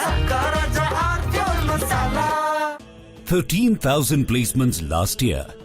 At Amity, we are committed to nurturing passionate, hardworking and proactive professionals. अब छोलिया हो या लोबिया, सफेद चने या काले चने, सब कुछ मजेदार बने। Some places feel like they've been waiting for you, where every piece speaks of legacy, from diamonds that celebrate ambition to festive gold that honors tradition. LD Sons.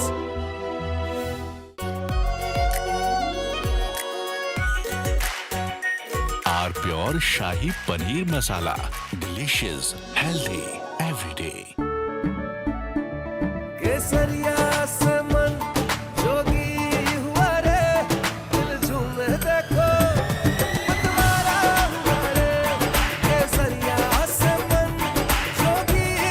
हर पल मनाओ केसरी त्योहार विमल बोलो जुबान केसरी दादी के हाथों का जादू और खुशबू से महकता घर, माँ की मुस्कुराहट और खाने की सुगंध। MDH गरम मसाला, क्योंकि हर रिश्ता है स्वाद से जुड़ा।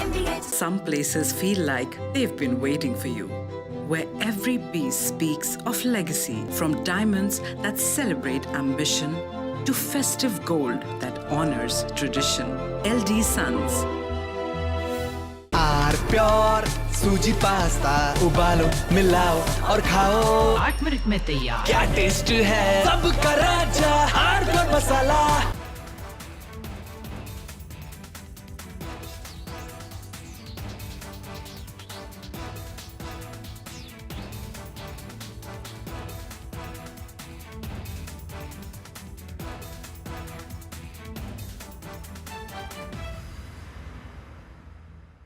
China and Japan are clashing verbally over Taiwan.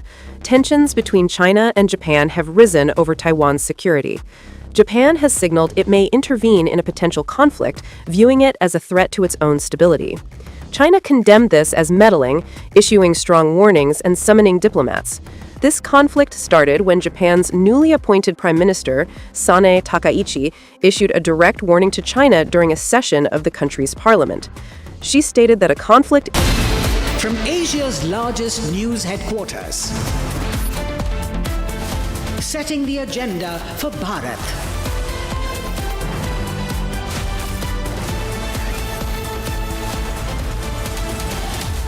You're watching Republic.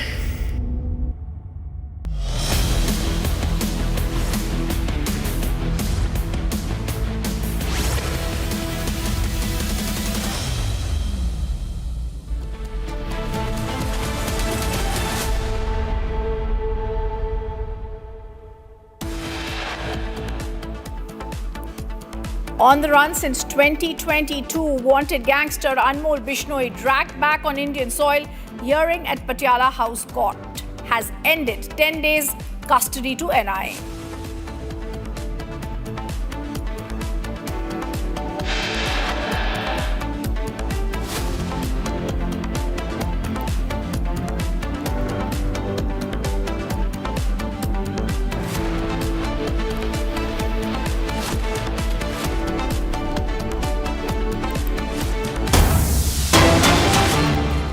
All right, the big breaking news that's coming in, and we're going to stay with that top focus now. NIA has granted 11 days custody. The Patiala House Court has granted Anmol Bishnoi's custody to NIA. He has been wanted in several murder cases, and now 11-day custody has been granted of Anmol Bishnoi. Patiala House Court has sent Anmol Bishnoi on 11-day NIA custody. The fugitive gangster who had been missing since 2022 his custody has now been granted for the next 11 days to the NIA. And this is the big breaking news that we're staying with us right now, viewers. Wanted in Moosewala's case, Baba Siddique's killing Anmol Bishnoi was first deported back to India. This was the big diplomatic win for India, and now the Patiala House Court, after hearing arguments, has now stated the fugitive gangster will be in 11 days of NIA custody. The visuals that are coming in are of the Patiala House Court. This is the jail part of it, this is the gate part of it, where he's usually going to be brought out from. Let me go across to Chandrakala, who's joining us live on the story. Chandrakala, this is the big story as the extradition has taken place of the mastermind of the jail gangster Lawrence Bishnoi, his brother Anmol Bishnoi. 11 days custody has been given and granted of this gangster to the NIA.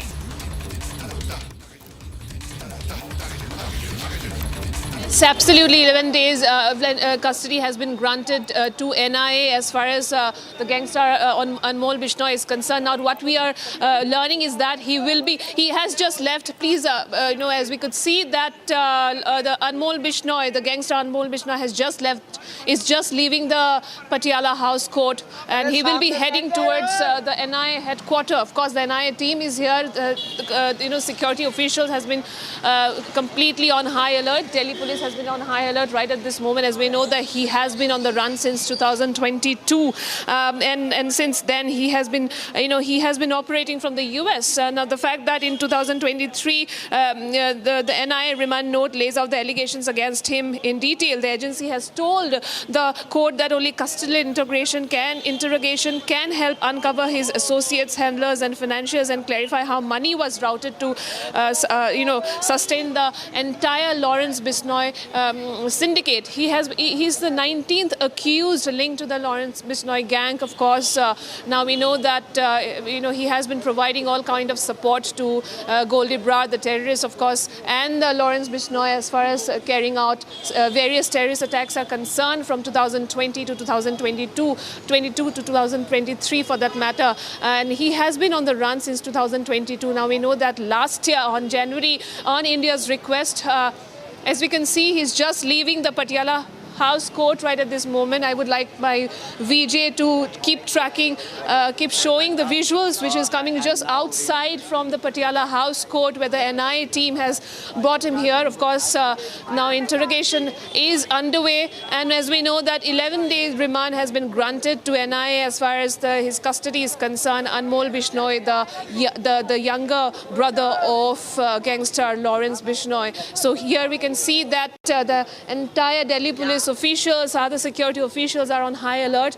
This has been on, his extradition has been one of the most the topmost priority as far as after Rana. Of course, now it's Anmol, which is very important. It's a huge win for India, because since last year, as we know that it was in the year January that India has requested for his extradition, and after that, of course, the US State Department has taken up investigated this case, and as we know, in November 2024 last year, the US authority, the immigration authorities, has detained him as far as because he was traveling with fake passport.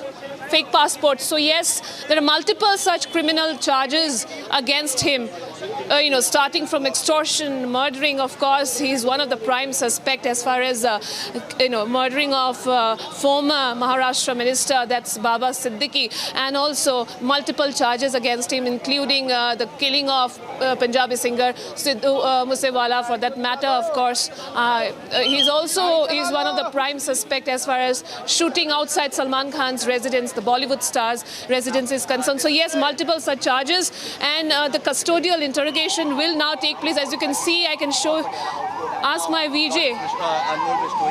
That's Anmol Bishnoi leaving for NIA headquarters with a bulletproof. Of course, the fact that complete security, foolproof security has been granted to him. He has just left the NIA headquarters. The security officials has been deployed here right at this moment, and he now leaves for the NIA headquarters. As we know that 11 days custody has been granted to NIA, but yes, he has been in the list, most wanted list, as far as most wanted list for NIA, and also that Mumbai police, be it Haryana police or Delhi police, has been is on the list of these states, because there are multiple such criminal charges against him across the country, across the entire nation. As I have already mentioned, the prime suspect for murdering the NCP leader Baba Siddique, for that matter. Back to you. I think this is the big news that's also coming in. I want to stay with those visuals that are coming in from the Patiala House Court, dragged back from the United States. Anmol Bishnoi now heads to the NI headquarters. I think very crucial, Chandrakala, to stay with you and understand what the NI had said, because the NI had said so clearly that he is wanted in some of the biggest cases that we are speaking about. Inside the Patiala House Court, we are showing those visuals. Anmol Bishnoi is the 19th accused to be arrested for his involvement in the terror syndicate that is led by his brother Lawrence Bishnoi. He was charge-sheeted by the NI in 2023. For 2 years, the investigations against him have been going on. Also actively designated with terrorists like Goldie Brar, Lawrence Bishnoi, and he's committed terrorism and terrorist acts in the country from 2020 to 23. This is so critical because not only Tahavu Rana, but now from the United States, after we got Lakhwinder, another aide of the Lawrence Bishnoi gang back from the United States. This is now live pictures that are coming in of Anmol Bishnoi, who's been dragged back to India. I want to go back to Chandrakala. Chandrakala, give us more details about the charge sheets that are pending and the charges that are there against Anmol Bishnoi. Tripod ये अच्छा ले लिया ना चलो चलो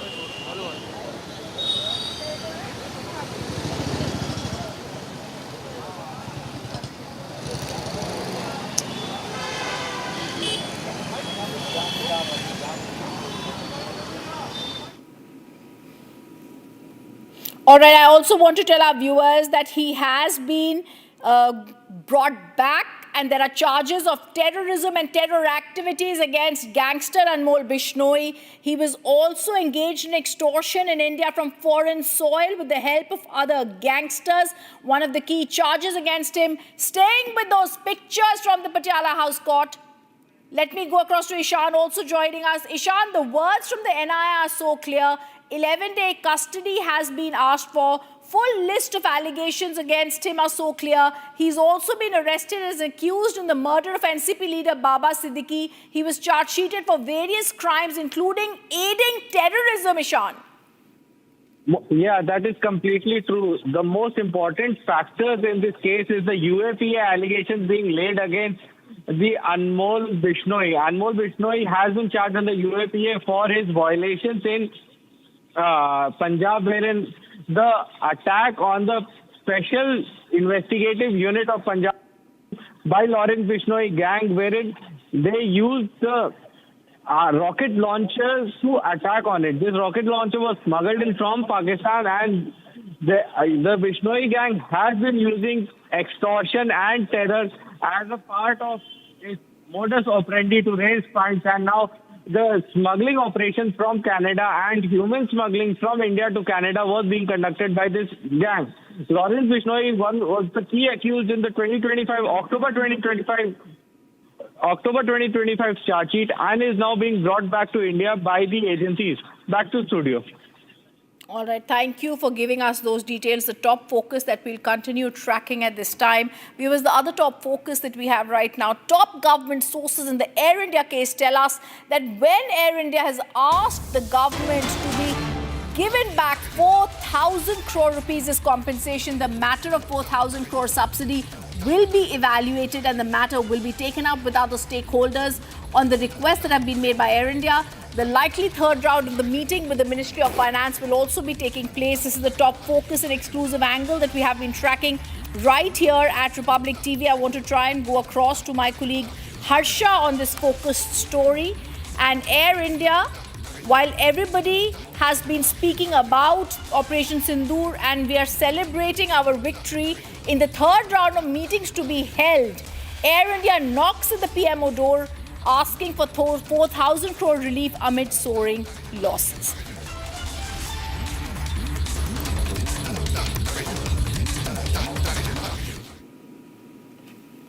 Now, Air India also in the headlines once again. This time, like we said, once again for all the wrong reasons. When Operation Sindoor took place, the whole nation celebrated.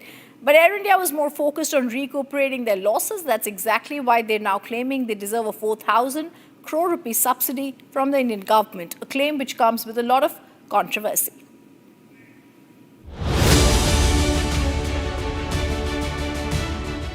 Air India is back at the government's doorstep this time with the demand that has triggered immediate questions and serious pushback.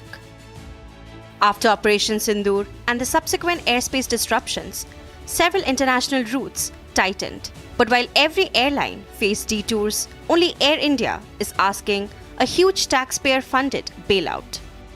The carrier has sought an urgent intervention from the PMO, where a high-level meeting has concluded, and the ask is staggering.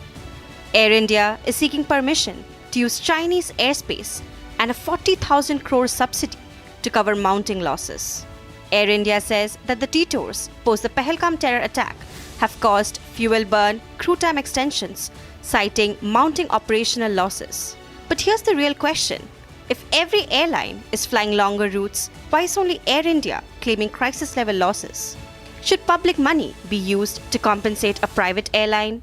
In this meeting with the PMO officials, the Secretary from Ministry of Civil Aviation, the Chairman of Airport Authority of India and the CEO of Air India, Campbell Wilson himself was present at the meeting, requesting the PMO that there's an immense, huge, heavy loss which Air India is bearing these days, and there's a fuel costing, there's a crew costing, and there's a high hotel stay and the maintenance and other costs which Air India is bearing right now because of the closure of the Pakistan airspace. And the meeting went on for half an hour. It's very upsetting and surprising at the same time for everyone, for all those families of the victims who lost their loved ones in the Pahalgam terror attack.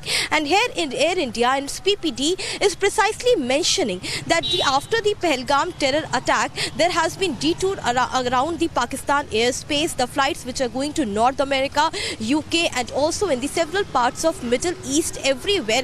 Additional 49 to 50 minutes is taking for the aircraft to go, and that is the reason Air India is an immense loss, and the government should help Air India and give the subsidy of rupees 4,000 crore. Meanwhile, when Republic confronted Air India CEO Campbell Wilson on this controversial demand, he had no clear answers. Mr. Wilson, Air India is seeking temporary subsidy from government over... Good morning, Harsha. How are you? How are you, Harsha, today? Nice to see you again. Yes, but you have to respond to the questions. Why Air India is seeking temporary I'm wishing you good morning. Subsidy. Good morning. It's nice to see you. But 4,000 crore temporary subsidy. No. Good morning. Not good morning, but we are asking the questions here. Why Air India is seeking temporary subsidy after the Pakistan airspace? And even families connected by the Pahalgam terror attack questioned the airline stance. After months, a corporate company coming out and claiming 4,000 crores in the name of an operation done against terrorism. This is something which I believe is not justifiable in any way. First of all, no other airlines had made any kind of demand apart from Air India. So they should stop playing victims in this kind of scenarios. As the meeting concludes at PMO, big question remains. Can a private airline claim 4,000 crores from taxpayer funds and is using Chinese airspace a genuine operational need? Afghanistan's Trade Minister Nuruddin Azizi will be on a 5-day India visit from today. He's going to be meeting, we're getting to know in breaking news coming in, his Indian counterpart Piyush Goyal. Nuruddin Azizi, the Minister of Industry and Commerce of the Islamic Emirate of Afghanistan, will officially be traveling to New Delhi. According to sources, a detailed discussion is going to be held during this trip on expanding trade relations and imports and exports between the two countries. The main objective of the trip is also said to be talks with Indian officials on diversifying trade routes for Afghan traders. Let me go across to Chandrakala joining us live on the story. Chandrakala, very crucial as Afghan Trade Minister is now in India. He's also going to be meeting Mr. Piyush Goyal. Take us through what's on the count line and what's going to be discussed. Well, yes, absolutely. Weeks after the Afghan Foreign Minister Muttaqi visited New Delhi, now it's the Afghan Trade Minister who is in Delhi right now. Of course, he's here in India for a 5-day trip, and now what we are learning that he'll be meeting his counterpart, Minister Piyush Goyal, and also the fact that it comes at a very crucial time when, of course, Pakistan has closed all its border crossings as far as trade with Afghanistan is concerned. So yes, now the Taliban regime is looking to expand its trade relation with countries like India. So this is something very crucial because during the foreign minister visit also he has also very clearly mentioned that now India Afghanistan partnership is very crucial as far as trade and other sectors are concerned. So yes, this also comes at a time that Pakistan has kept its land border crossing with Afghanistan closed after the border clashes, which has impacted exports, as far as Afghan exports are concerned, especially in terms of fruits, dry fruits for that matter. So yes, a very crucial meeting is supposed to take place. He's slated to meet Minister Piyush Goyal. Also comes at a time when we know that various other trade deals are, we are eyeing on various other trade deals with the US. Of course, with the European Union for that matter, or the UK now. Yes, of course, the Trade Minister of Afghanistan is in New Delhi. He will be meeting Commerce Minister Piyush Goyal, and various other meetings are also slated. Earlier today, he visited the India International Trade Fair held in Pragati Maidan, and he's now slated to meet Minister Piyush Goyal. Over to you. All right. Thank you, Chandrakala, for giving us those details. Now, viewers, there's also breaking news that's coming in. Bangladesh delegation to the 7th NSA-level meeting of the Colombo Security Conclave was also led by the National Security Advisor, Dr. Khalilur Rahman, met with National Security Advisor in India, Mr. Ajit Doval, his team today in Delhi. They discussed key bilateral issues. He also invited our NSA to visit Bangladesh at his convenience. Remember, viewers, this is the bilateral meeting that has taken place. This is the first interface between the two NSAs in the midst of severe strains in relations between Dhaka and New Delhi in the wake of the fall of the Sheikh Hasina government on 5th August last year. Let me go across to Prem, who's joining us live on the story. Prem, the meeting has taken place even as contacts between the top leadership of India and Bangladesh since the interim government took power have been few and far between.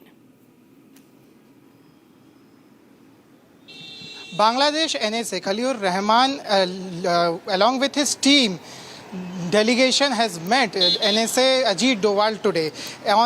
This is amid the Colombo Security Conclave, which is going to take place tomorrow, where Ajit Doval will host the NSAs from other countries like Mauritius, Maldives and Sri Lanka. Remember, viewers, this comes amid Bangladesh Bangladesh former Prime Minister Sheikh Hasina has been sentenced to death by the Bangladesh court, and this is really important because after the sentence, Bangladesh has... Hello? Thank you, Prem, for giving us those details. Now, INS Saidri participated in the sea phase of exercise Malabar 2025 from 13 to 17 November. The 4-day high-tempo sea phase has also included anti-submarine warfare, visit board, search and seizure, gunnery firing, underway replenishment and cross-deck helicopter operations. In addition, sea riders will also exchange between participating ships to share best practices and to enhance mutual understanding.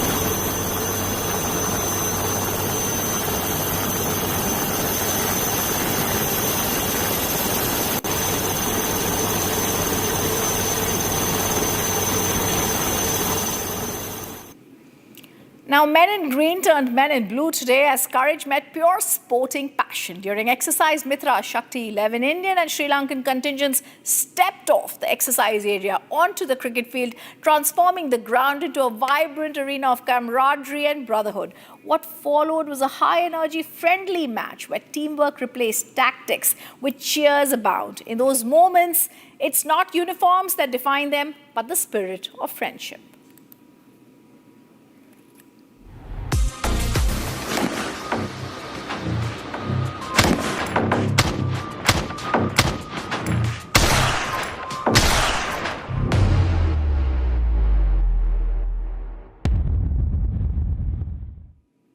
Coming up after a short break, US report exposes China's disinformation campaign. After Operation Sindhu, China used fake AI images to hinder the sales of French Rafale aircraft. Much more after a short break. Stay on with us.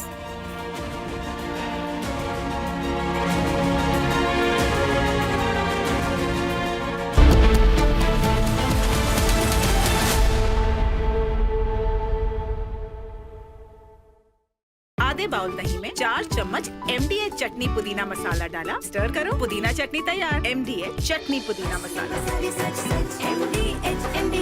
Some places feel like they've been waiting for you, where every piece speaks of legacy, from diamonds that celebrate ambition to festive gold that honors tradition.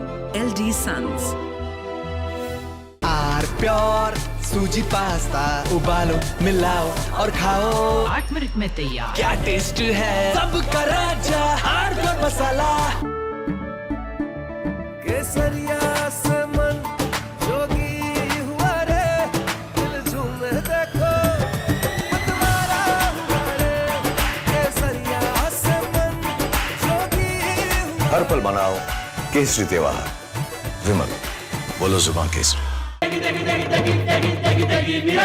MDH की देगी मिर्च, देगी मिर्च का तड़का अंग अंग फड़का। MDH की देगी मिर्च। इसको घर पे लगाओगे तो शादी का तो पता नहीं, पर घर पक्का नहीं टूटेगा। रुंगटा नहीं तो घर स्ट्रॉन्ग नहीं। रुंगटा स्टील TMT बार एकदम सॉलिड। पहाड़ों में एक हाइकिंग शिप भी बन सकती है। थोड़े में ज्यादा स्वाद यही तो है इसकी खास बात। वाओ मामा क्या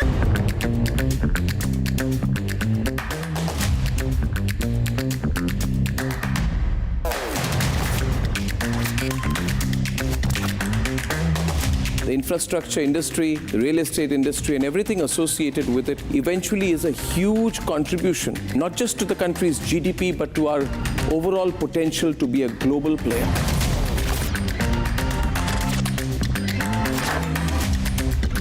What's the big picture? Let's set the context to this. Why are we doing this? We are bringing about a very credible voice for the home buyers, for the real estate investors, through Republic TV's amazing platform.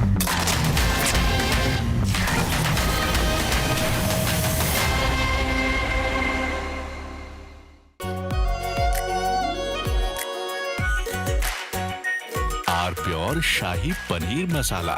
Delicious, healthy, every day. 13,000 placements last year.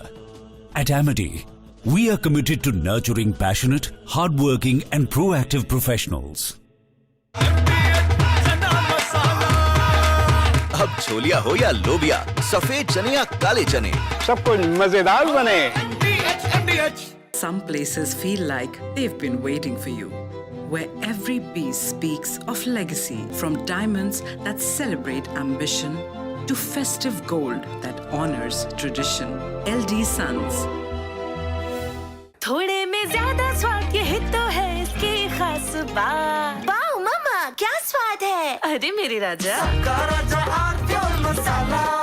इसको घर पे लगाओगे तो शादी का तो पता नहीं, पर घर पक्का नहीं टूटेगा। रुंगटा नहीं तो घर स्ट्रॉन्ग नहीं। रुंगटा स्टील TMT बार एकदम सॉलिड। पहाड़ों में एक हाइकिंग शिप भी बन सकती है। दादी के हाथों का जादू और खुशबू से महकता घर, माँ की मुस्कुराहट और खाने की सुगंध। MDH गरम मसाला, क्योंकि हर रिश्ता है स्वाद से जुड़ा। Some places feel like they've been waiting for you, where every piece speaks of legacy, from diamonds that celebrate ambition to festive gold that honors tradition. LD Sons. Pure sooji pasta उबालो मिलाओ और खाओ 8 मिनट में तैयार। क्या taste है सबका राजा hardcore masala. Hi, this is Rajan Navani, Chairman and MD of the Jetline Group. Excited to be a part of the India Economic Summit being hosted by Republic Business, happening on 28th November at the Republic headquarters in Noida. See you at the summit.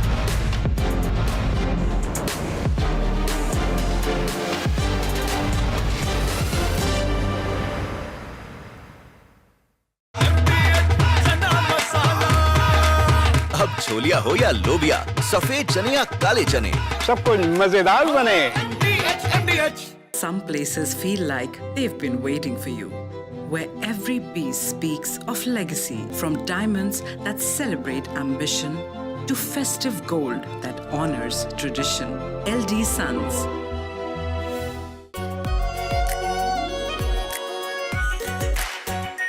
Our pure shahi paneer masala, delicious, healthy, everyday. इसको घर पे लगाओगे तो शादी का तो पता नहीं, पर घर पक्का नहीं टूटेगा। रूंगटा नहीं तो घर स्ट्रॉन्ग नहीं। रूंगटा स्टील TMT बार एकदम सॉलिड। पहाड़ों में एक हाइकिंग स्टिक भी बन सकती है। MDH की हल्दी मिर्ची धनिया करे कमाल, ये रंग दे, ये खुशबू दे, ये तीखा, ये कम पड़े, क्या निराला MDH masala. Some places feel like they've been waiting for you, where every piece speaks of legacy, from diamonds that celebrate ambition to festive gold that honors tradition. LD Sons. आर प्योर सूजी पास्ता, उबालो, मिलाओ और खाओ। From Asia's largest news headquarters, setting the agenda for Bharat.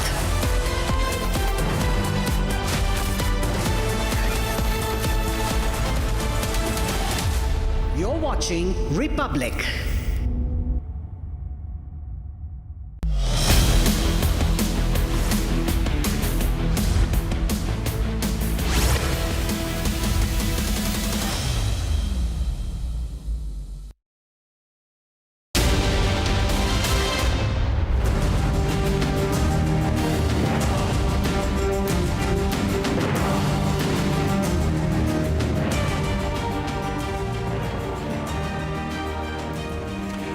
Hello and welcome. You watching This Is Exclusive with me, Shavan Sen. Tonight on this edition of This Is Exclusive, we put the spotlight on three major stories, starting with the fact that Chinese were essentially behind those fake images that you saw during Operation Sindoor. We'll get you all the latest details.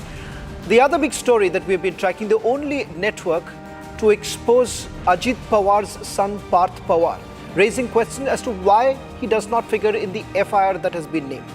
And finally, a story that has been brushed under the carpet by every possible network in the country. This is about a Pakistani drug lord resurfacing. All this and much more on this edition of This Is Exclusive. But up first, let me take you through the headlines we're tracking at this hour. On the run since 2022, wanted gangster Anmol Bishnoi dragged back to India, remanded to 11-day NIA custody.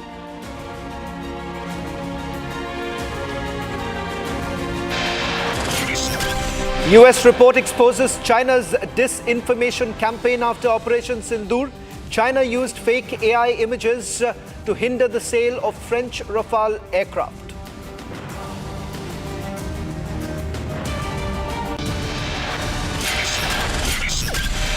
Ajit Pawar's son Parth Pawar not named in the 300 crore rupees Pune land deal report submitted to Maharashtra government.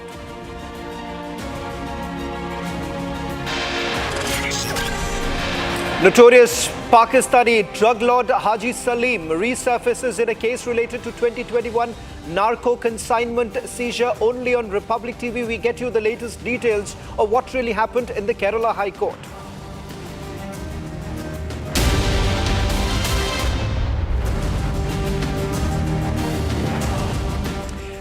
Ladies and gentlemen, during Operation Sindoor, you may have essentially seen several images doing the rounds, particularly in social media platforms, none of them essentially verified, and most of it claiming that Rafale jets were downed.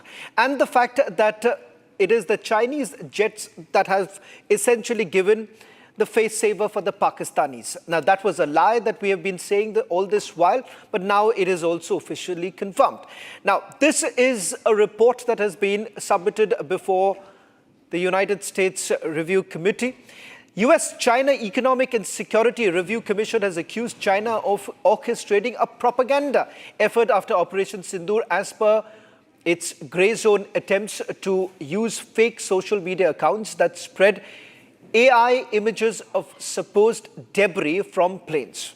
The report lays the facts bare that Beijing opportunistically used the May clash between India and Pakistan to advertise the advanced technology of its weapons, useful in the context of its ongoing border tensions with India and its growing defense industry goals. On your screens right now, we're going to put out full details of this report and the chair, what is it that they've essentially wanted to say. On your screens, this is exactly what the review committee on China had to say with regards to China's disinformation campaign. In fact, they are quoting French intelligence to indicate the fact that there was a campaign that was started by the Chinese to basically ensure that Rafale's rates stocks really go down.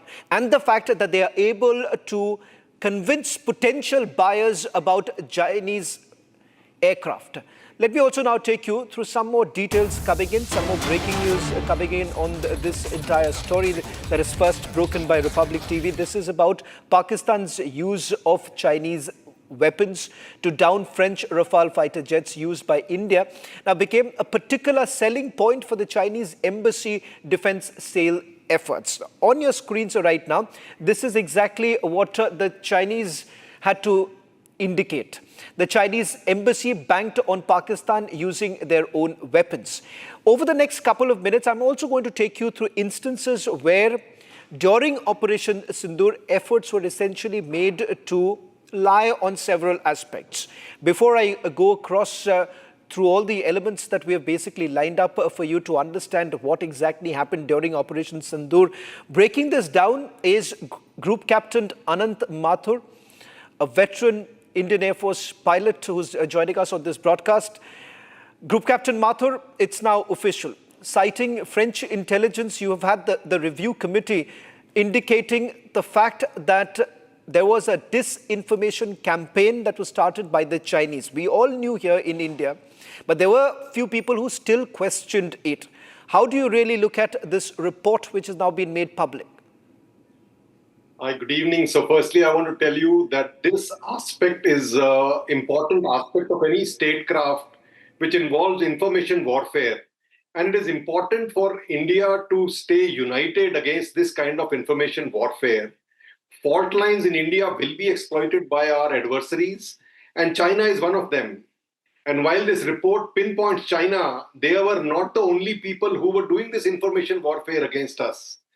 And we actually won on the physical battlefield, whose scars are visible till today at airfields and hangars in Pakistan. But to a certain extent, we did lose the information war in certain areas, which is a lesson for us.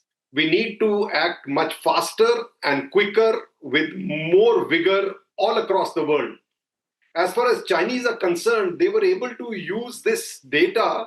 And if you remember, even the stock prices of Dassault fell down after this news broke through, which had no basis in reality.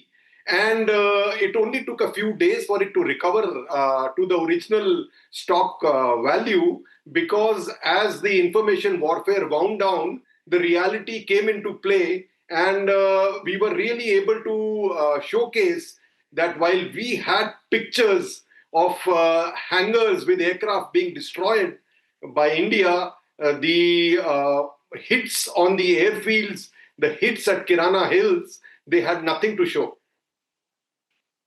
Group Captain Mathur, there is a pattern that we have essentially seen post Operation Sindoor. Now I'm going to, take all of the disinformation campaign that was started by the Chinese. On your screens right now, Group Captain Mathur, I'm not too sure whether you can see this, but I just want to show this to all our viewers as to how exactly it all started. What is it that the Chinese were essentially doing? And now that the French intelligence have also been quoted by United States of America about how this was a selling point. They're calling this a selling point for the Chinese embassy so that they could actually go and talk about their aircraft, the fighter aircraft, and the fact that they were able, supposedly they were able to carry out precision strikes. Now, the fact of the matter is that not a single military installation took a hit in India. On your screens right now, starting from 7th of May, where the claim that was first made was Pakistan had shot down Rafale. It was an old unrelated crash photograph that was used. Then they also claimed that the Pakistani Air Force had bombed Srinagar Air Base. That was a 2024 video from Khyber Pakhtunkhwa that was used. Yet another claim that was made that another Indian jet was downed. This, in fact, was a MiG-29 aircraft crash picture that was used by the Pakistanis. Another claim that was made on May 7th itself, where they claimed that Indian jet was shot down near Bahawalpur. And in fact, it turns out that it was a Mirage 2000 training crash that took place in February 2025. And then you have on 7th of May itself, where they claimed that Pakistanis had destroyed Indian brigade headquarters, completely fabricated. Group Captain Mathur, while I take our viewers through this entire pattern, I want you to help us understand why was it the need of the hour for the Pakistanis and Chinese? Why is it that the JF-35 was something that the Chinese couldn't have sold? Their missiles, if you really look at the PL-15 missiles, that too turned out to be a complete Chinese dud missiles. I want to go back with the graphics also while you try and help us understand that. See, we have seen actually so many photographs which India has shown where PL-15 just ran out of fuel or just fell down in India, few of them completely intact. Has Pakistan been able to show any of the Meteor launches which were found intact on their side? Because all those hit their aircraft, but none of them hit our aircraft, and they were found lying in the fields, where even the fuse which is supposed to make the missile self-destruct did not work. Because when the missile reaches its end of the range and it does not find a target, then it is supposed to self-destruct to avoid this kind of a thing. And a few days later, of course, Indian DRDO picked up that missile and wanted to see what exactly is the capability which they can gauge, and it has been used to find these information out. This disinformation campaign is part of information warfare when hostilities break out, and is part of information warfare even when hostilities are not happening. Even today, you find that there are several bots and misinformation campaigns run across the world by adversaries. This is part of geopolitics. What we need to learn as a nation is not get taken in by this and don't start asking questions where none exist. And there is only one factor which we must consider, which is the government information which comes out, information which is given by the armed forces, information which is given by the government of India, because that is the absolute truth. And that is what needs to be believed. Group Captain Mathur, I just want to take a quick question because I'm running out of time, but it's important because the timing when they were basically trying to sell this was also at a time when Chinese were trying to sell this to other countries. Is there anything that you can tell our viewers why it became imperative for the Chinese to try and ensure that Rafale was out of the market? Indonesia has finally agreed to buy Rafale. So there are several countries which are evaluating aircraft. Indonesia comes to my mind immediately because that is a country which has now agreed to buy the Rafale. Chinese are trying to dissuade other countries to buy Rafale by trying to showcase that Rafale does not work. And so the campaign was not really effective in that sense because ultimately Indonesia has agreed to buy the Rafale. However, this is the misinformation campaign, the aim of which is to sell Chinese equipment, apply disinformation so that Rafales need not be bought, because you don't only buy the aircraft, you buy the weapon systems that come along with it, you buy a multi-year contract for maintenance and servicing. And the aim was that those countries don't buy the Rafale but end up buying the Chinese J-35, which is still unproven, has not seen combat. The J-20 is, of course, a much inferior machine which the Pakistanis have. And they are threatening that they will make, they will sell these J-35s to Pakistan. Well, good luck to them. Thank you very much, Group Captain Mathur, for putting this into perspective. A story that has now been picked up by others. And in fact, we give it to understand that the French embassy has also responded to the report that has just been published. Shifting focus now to the other big story that we are getting to, a Republic investigation as far as the land scam is concerned in Maharashtra. Ladies and gentlemen, the 300 crore Mundwa land scam that our Deputy Chief Minister Ajit Pawar's family, the crosshairs, has unearthed fresh details. His son, Parth, has walked free. Unnamed, unscathed, but 3 key players, a suspended sub-registrar, a business insider, and a power broker, face the full wrath of the law for greenlighting this ineligible government land grab as probe collides and the Chief Minister's committee gears up. Is this exoneration a clean slate or just the opening move in a bigger cover-up? Take a look at this report. A 3-member committee headed by Joint IGR Rajendra Muthe has submitted its report in the 300 crore rupees Mundwa land deal case. The land, 43 acres in Pune's upscale Mundwa area, is government-owned and could not legally be sold. Yet it was sold to Amadia Enterprises, a firm in which Parth Pawar, son of Deputy Chief Minister Ajit Pawar, is a partner. The report spoke of irregularities in a plot valued at over 1800 crore rupees, sold for just 300 crores to Amadia Enterprises. The state later scrapped the deal, calling the violations serious and deliberate. It is very surprising and shocking that the Inspector General of Police of Maharashtra formed 3 members committee to look into the involvement of this 300 crores rupees scam. When the ownership is belonging to Parth Pawar, 90%, the whole deal has taken place on behalf of his company, and there is lot of other or lot of documents are there to show that they cannot bifurcate or separate Mr. Parth Pawar individually and the company separately. But investigators say Parth's name does not appear on any document linked to the sale. As a result, the committee report makes no reference to Parth Pawar. Instead, the committee has indicted 3 people named in the FIR. Suspended Sub-Registrar Ravindra, Digvijay Patil, who is Parth Pawar's business partner, and Sheetal Tejwani, who held the power of attorney on behalf of the land sellers. This committee has held accountable 3 personals only, those name mentioned in sale deed. Now the question is, if someone is beneficiary from that land deal, why his or her name not mentioned in the report? Because we know that company which is involved in this Pune land scheme is Amadia Enterprise and is co-owned by Ajit Pawar's son Parth Pawar. And all details, all papers are there only, and till date,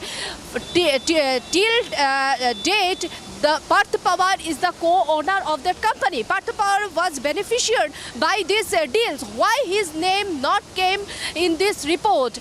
That's why this report is raising questions.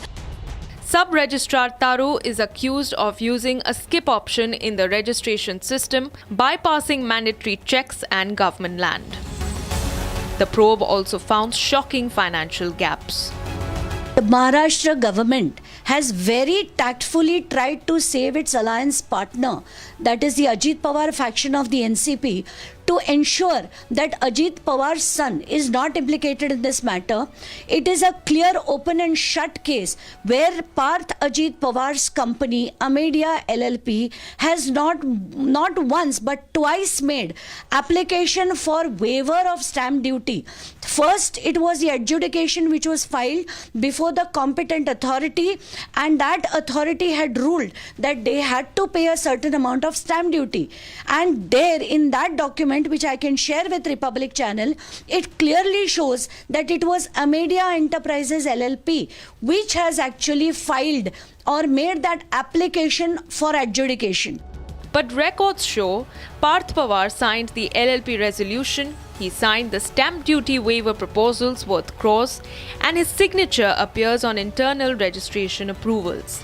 These raise the question, If he signed key documents linked to the transaction, why is he not named in the findings?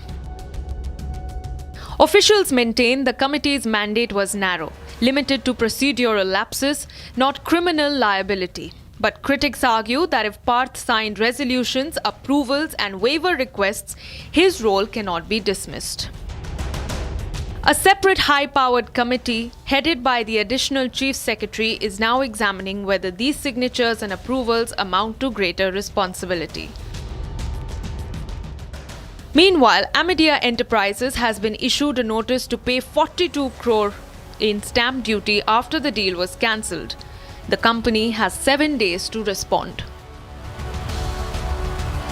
And as documents repeatedly show Parth Pawwar's signatures on key approvals, the central question remains: if it was his company and his paperwork, how was he not named in the probe report? The man who started all of this, the entire investigation, Vijay Kumar, the whistleblower in the case, is joining us. Mr. Kumar, thank you very much for joining us on this broadcast. Maharashtra government indicating that this is not the final report. This is only to do with the stamp evasion, and the fact of the matter is that it is going to be the additional chief secretary that is going to look into this entire matter. So why are we jumping the gun, is what they are saying. No, we are not jumping the gun because this would, ये सब कुछ जो होना था ना वो सबसे पहले होना चाहिए था. इसके लिए जो सारे डॉक्यूमेंट्स है वो गवर्नमेंट के पास है. इसके बावजूद जो डिले किया जा रहा है, डिले हो रहा है, वो उस पर लोगों का शक है, क्योंकि इसमें कोई भी रॉकेट साइंस नहीं था कि इसके इमीडिएटली कुछ नहीं कर सकते थे. एक बात जाहिर है इसमें कि उन्होंने एक लिखा है इसमें कि ये जो दस्त किया है, ये डॉक्यूमेंट किया है, वो अमेडिया एंटरप्राइजेस ने किया है. इसमें 99% पवार पार्टनर है. उन्होंने जो बाकी चीजें लिखी है, इसमें तो एफआईआर इमीडिएटली होना चाहिए.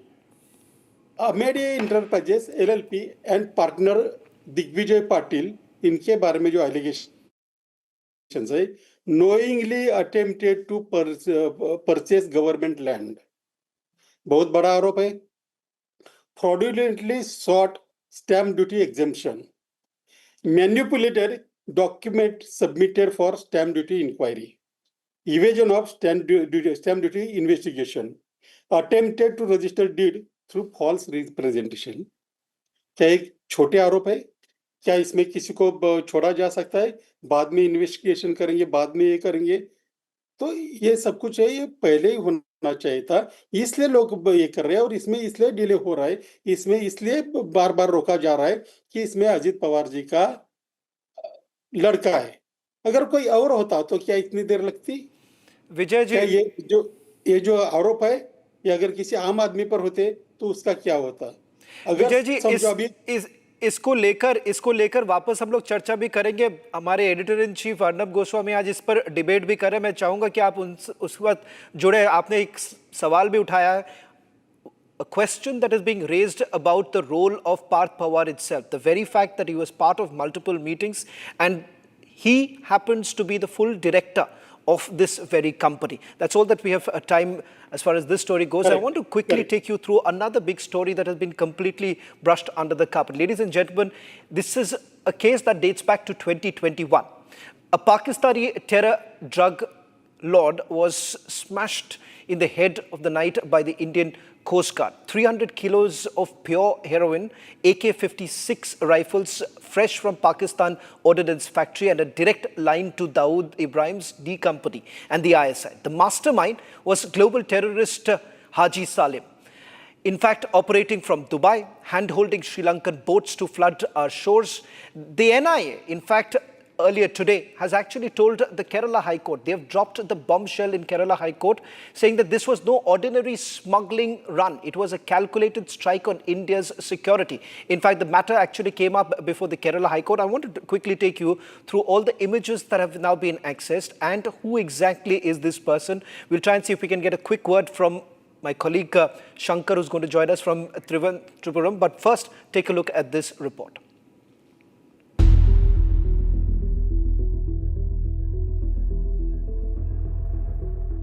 In a daring midnight operation, the Indian Coast Guard intercepted and disabled a Sri Lankan fishing boat, Ravi Hansi, 370 nautical miles off Minicoy Island in 2021.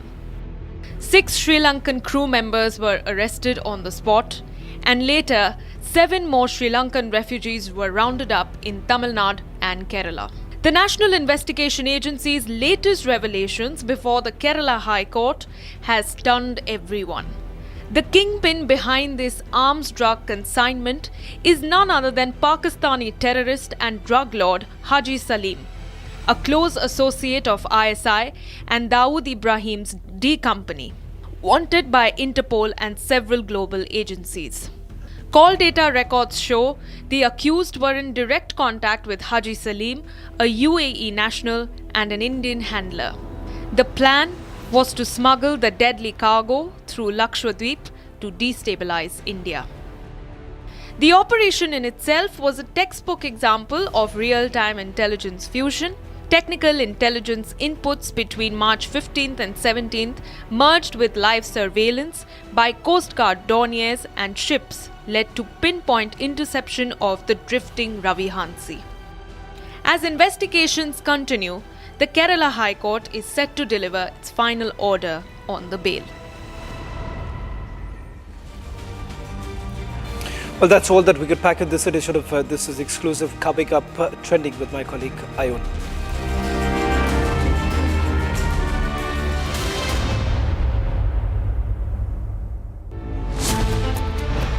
Scam proven, deal scrapped, Pawar protected. Ajit Pawar's son spared in the land scam. Officials have been sacrificed. Owner of the company, Parth Pawar, spared. Debating tonight at 8 p.m.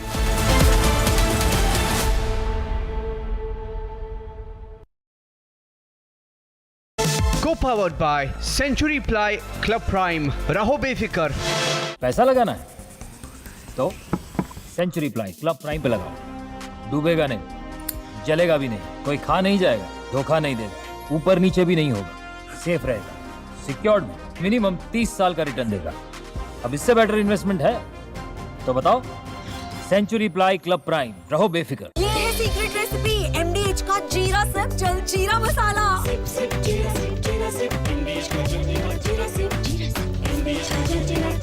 Some places feel like they've been waiting for you, where every piece speaks of legacy, from diamonds that celebrate ambition to festive gold that honors tradition. LD Sons.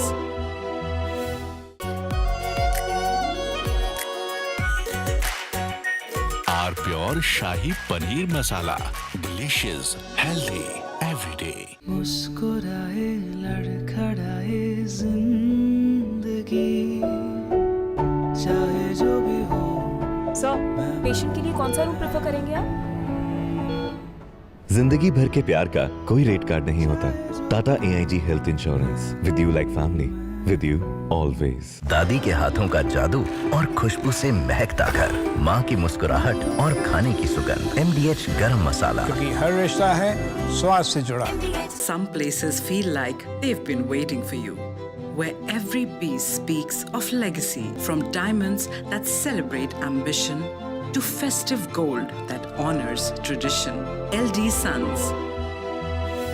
थोड़े में ज्यादा स्वाद यही तो है इसकी खास बात। वाओ मामा, क्या स्वाद है? अरे मेरे राजा, सबका राजा आर्थिक मसाला।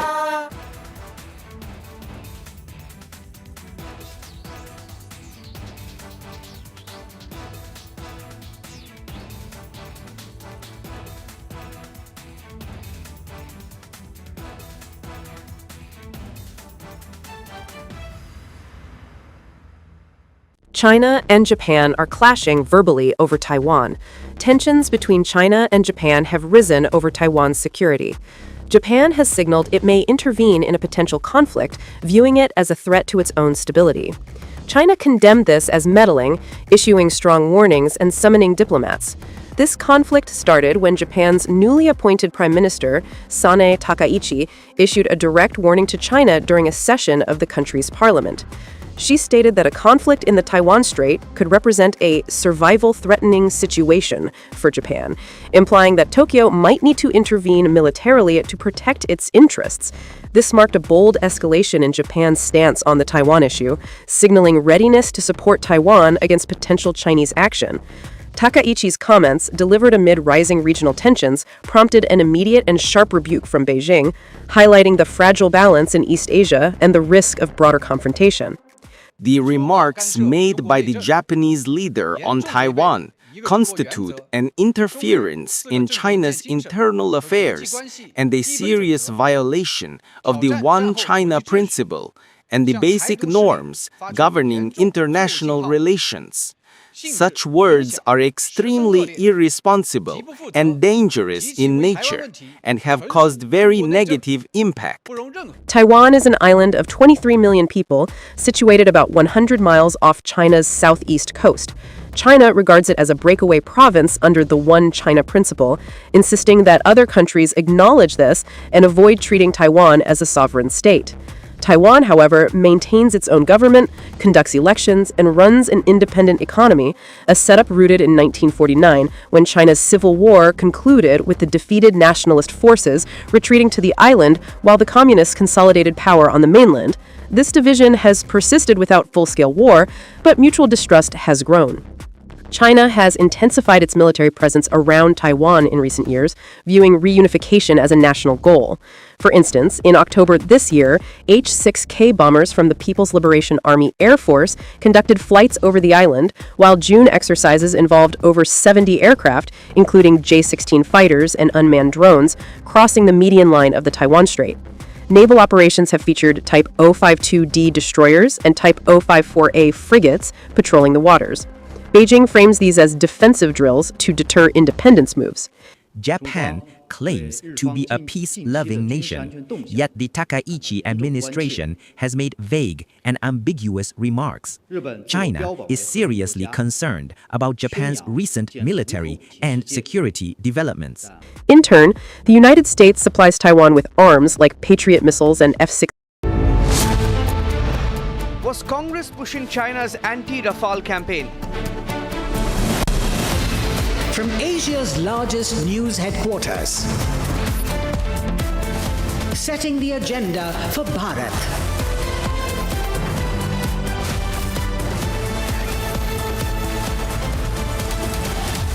You're watching Republic.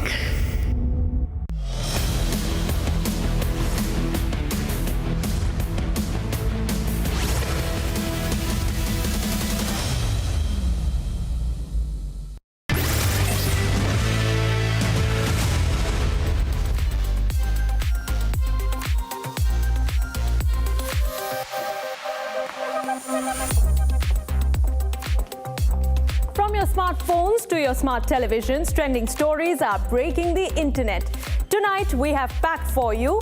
Let's start with Janhvi Jindal as she does India proud with winning a major feat with 11 Guinness World Records. And then comes the much controversial US-Saudi meet.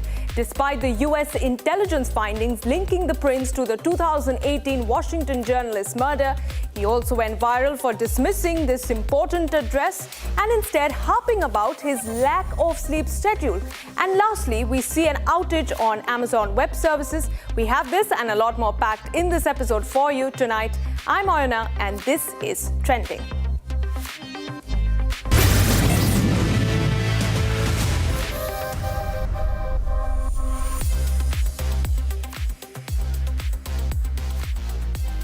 At just 17, Janhvi Jindal from Chandigarh has rewritten India's sporting history, not with stadiums, sponsors or formal training, but with YouTube videos, footpaths, grit and a pair of skates.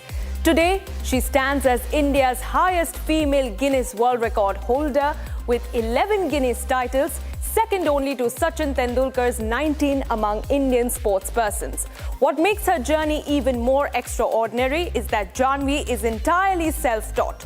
With no access to professional training, she practiced for hours watching YouTube tutorials on local streets and open grounds, pioneering unique forms like Bhangra on skates and yoga on skates, making her one of the most innovative freestyle skaters in the country.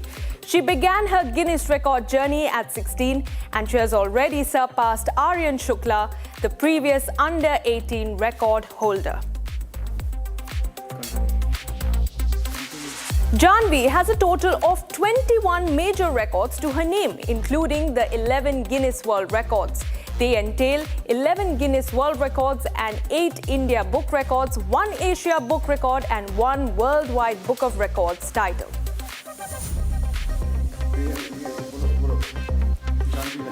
Joining us live, ladies and gentlemen, is Janvi Jindal herself. Let's go straight across to her. She's the woman of the moment.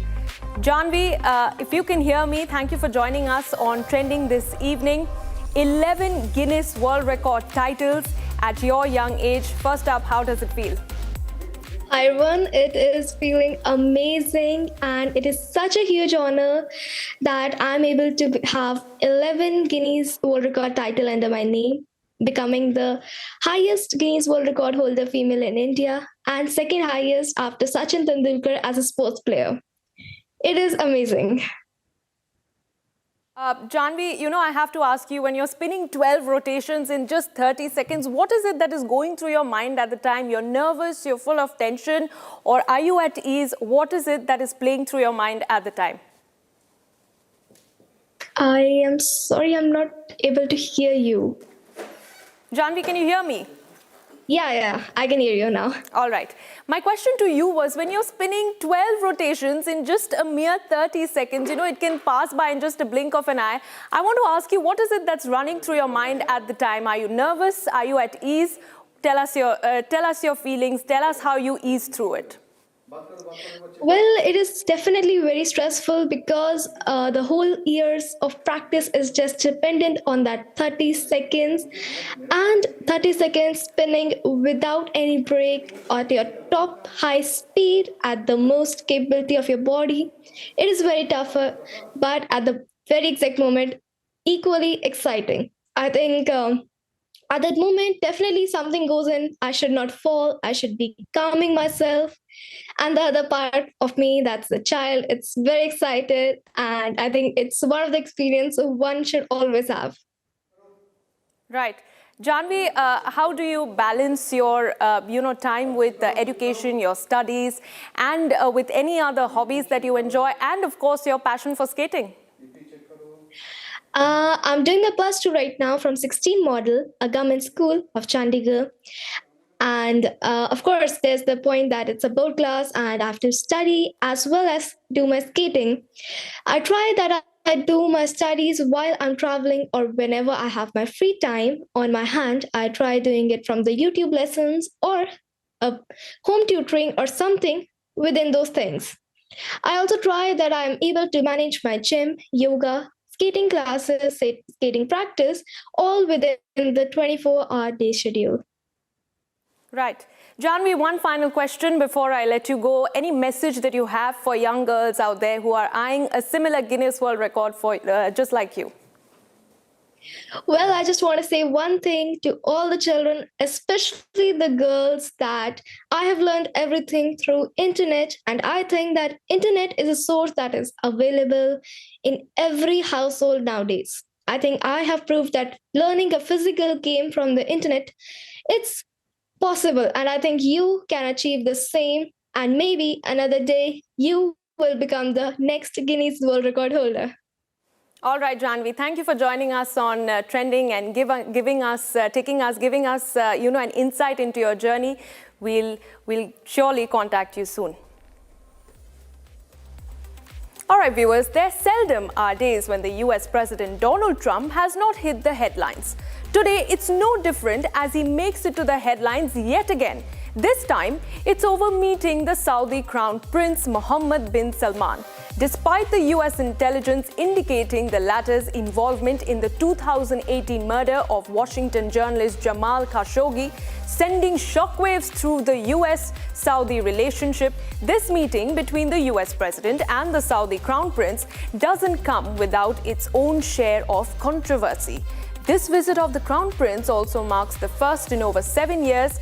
The meeting invited a whirlwind of critique and controversy as Trump not only sidelined the US intelligence findings and even dismissed the claims on the contrary, but also went on to warmly welcome Mohammed bin Salman to the White House. In fact, that's not all. He took offense that the subject was raised at all during what he intended to be a splashy show of respect, and went on to slam the reporter, longtime ABC White House correspondent Mary Bruce, who questioned him about the murder.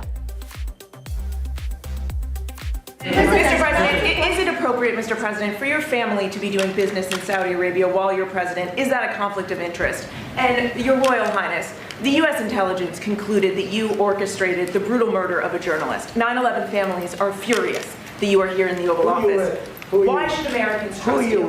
And the same to you, Mr. President. Now, who are you with? I'm with ABC News, sir. You're with who? ABC News, sir. Fake news. ABC fake news. One of the worst in the business. But I'll answer your question.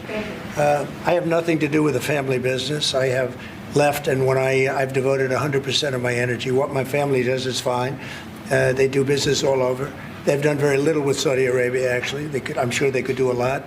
And anything they've done has been very good. That's what we've done. We've built a tremendous business for a long time. I've been very successful. I decided to leave that success behind and make America very successful. And I've made America more successful by far than it ever was, and that it ever could have been, no matter who was president. There would be nobody bringing in $21 trillion, that I can tell you right now. As far as this gentleman is concerned, he's done a phenomenal job. You're mentioning somebody that was extremely controversial. A lot of people didn't like that gentleman that you're talking about.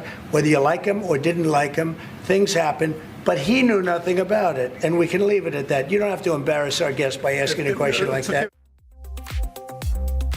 And while this dismissal of the US intelligence findings led to the widow of journalist Jamal Khashoggi demanding an apology from Crown Prince Mohammed bin Salman for her husband's killing after he called it a huge mistake.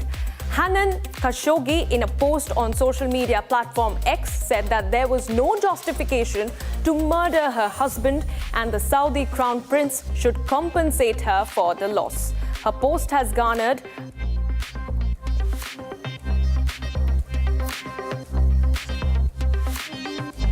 This, unfortunately, viewers, won't be the only time that Trump played foul to a reporter. Not too long ago, in fact, prior to the US president reversing his position and announcing that he would endorse the House vote on the release of the Epstein files, one journalist clearly hit a nerve by asking about the files, leading to a sexist insult made by Trump to go viral.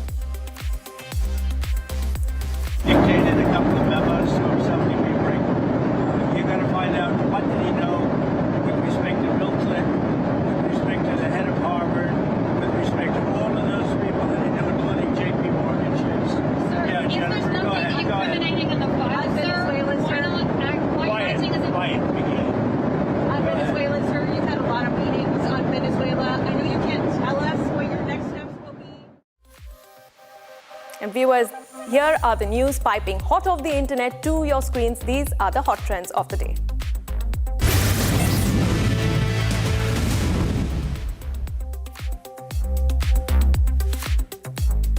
Pariniti Chopra and Raghav Chadha, who became parents on the 19th of October this year, have revealed their baby boy's name as Neer.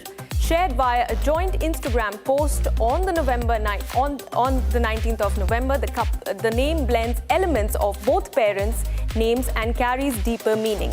In Sanskrit, Neer is associated with water, symbolizing clarity, softness, purity, and serenity, giving the name a calm and meaningful essence.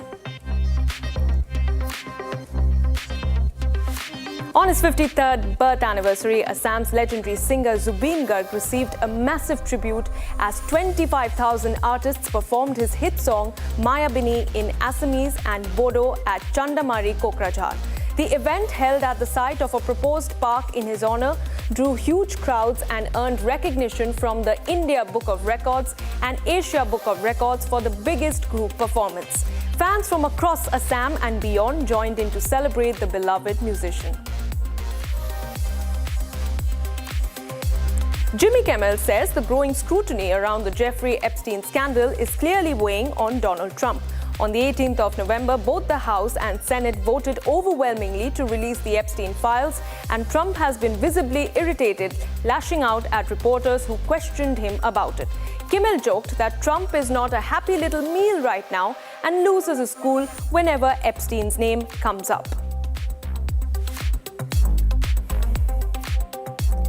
Scott McTominay delivered the moment of his career as Scotland ended their 28-year wait for the FIFA World Cup qualification. The Napoli star and Series A Player of the Year scored a breathtaking overhead kick in the 3rd minute against Denmark at Hampden Park, converting a Ben Gannon dope cross and evoking memories of Cristiano Ronaldo's 2018 Champions League strike. Scotland went on to win 4-2, sealing their first World Cup berth since 1998.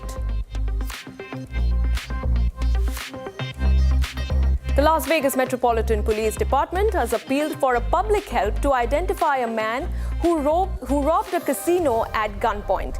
The incident took place on the 13th of November this year around 10:29 p.m. in the night on Rampart Boulevard. In a newly released video, the masked suspect is seen pointing a gun at an employee. Officers reached the scene within minutes, and the commercial robbery unit is now leading the investigation. Cheerful first day at work post by a new Cloudflare system engineer went viral after the company suffered a massive global outage just hours later. The photo shared by Bunny Says on X showed the office lobby and marked their start at Cloudflare.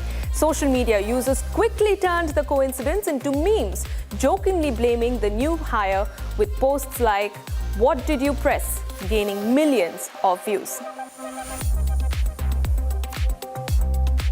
Zoho CEO Sridhar Vembu's advice for young entrepreneurs to marry and have children in their 20s has ignited debate on career, marriage and finances. He shared his views in response to Upasana Konidela's ex-post about students at IIT Hyderabad, noting that more men than women expressed interest in marriage while women seemed more career-focused. Vembu emphasized that early marriage is important both socially and personally. South Africa face injury concerns ahead of the second test against India at Guwahati's Barsapara Stadium. Off-spinner Simon Harmer is dealing with a shoulder injury, while left-arm pacer Marco Jansen is also nursing a niggle. Both players were examined at Kolkata's Woodlands Hospital, the same facility that treated Shubman Gill's injury. Former England cricketer Kevin Pietersen responded to critics over his support for India, explaining his deep connection with the country. Pietersen, who has a huge fan base in India, says he's never faced disrespect or negativity there and has always felt valued. India gave me its heart first and I now return the love tenfold, he added, addressing the recent social media criticism.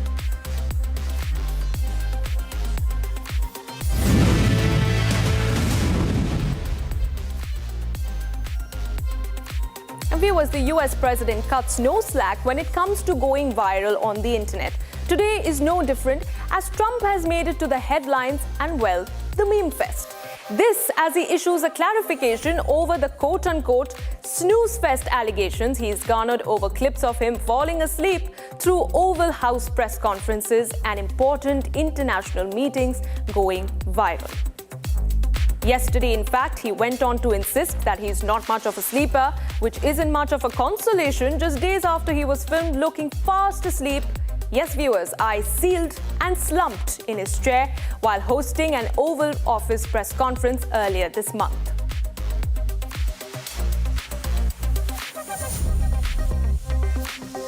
And yes, this isn't the first Trump snooze moment to have caught the internet's eye. Netizens have multiple occasions prior to this shared clips of the president dozing off amid key meetings and conferences, adding to instances where Trump became the fodder for a meme fest. The internet is in fact replete with moments of the US president falling asleep, all of which has resurfaced now as yet another snooze clip gets added to the viral collection.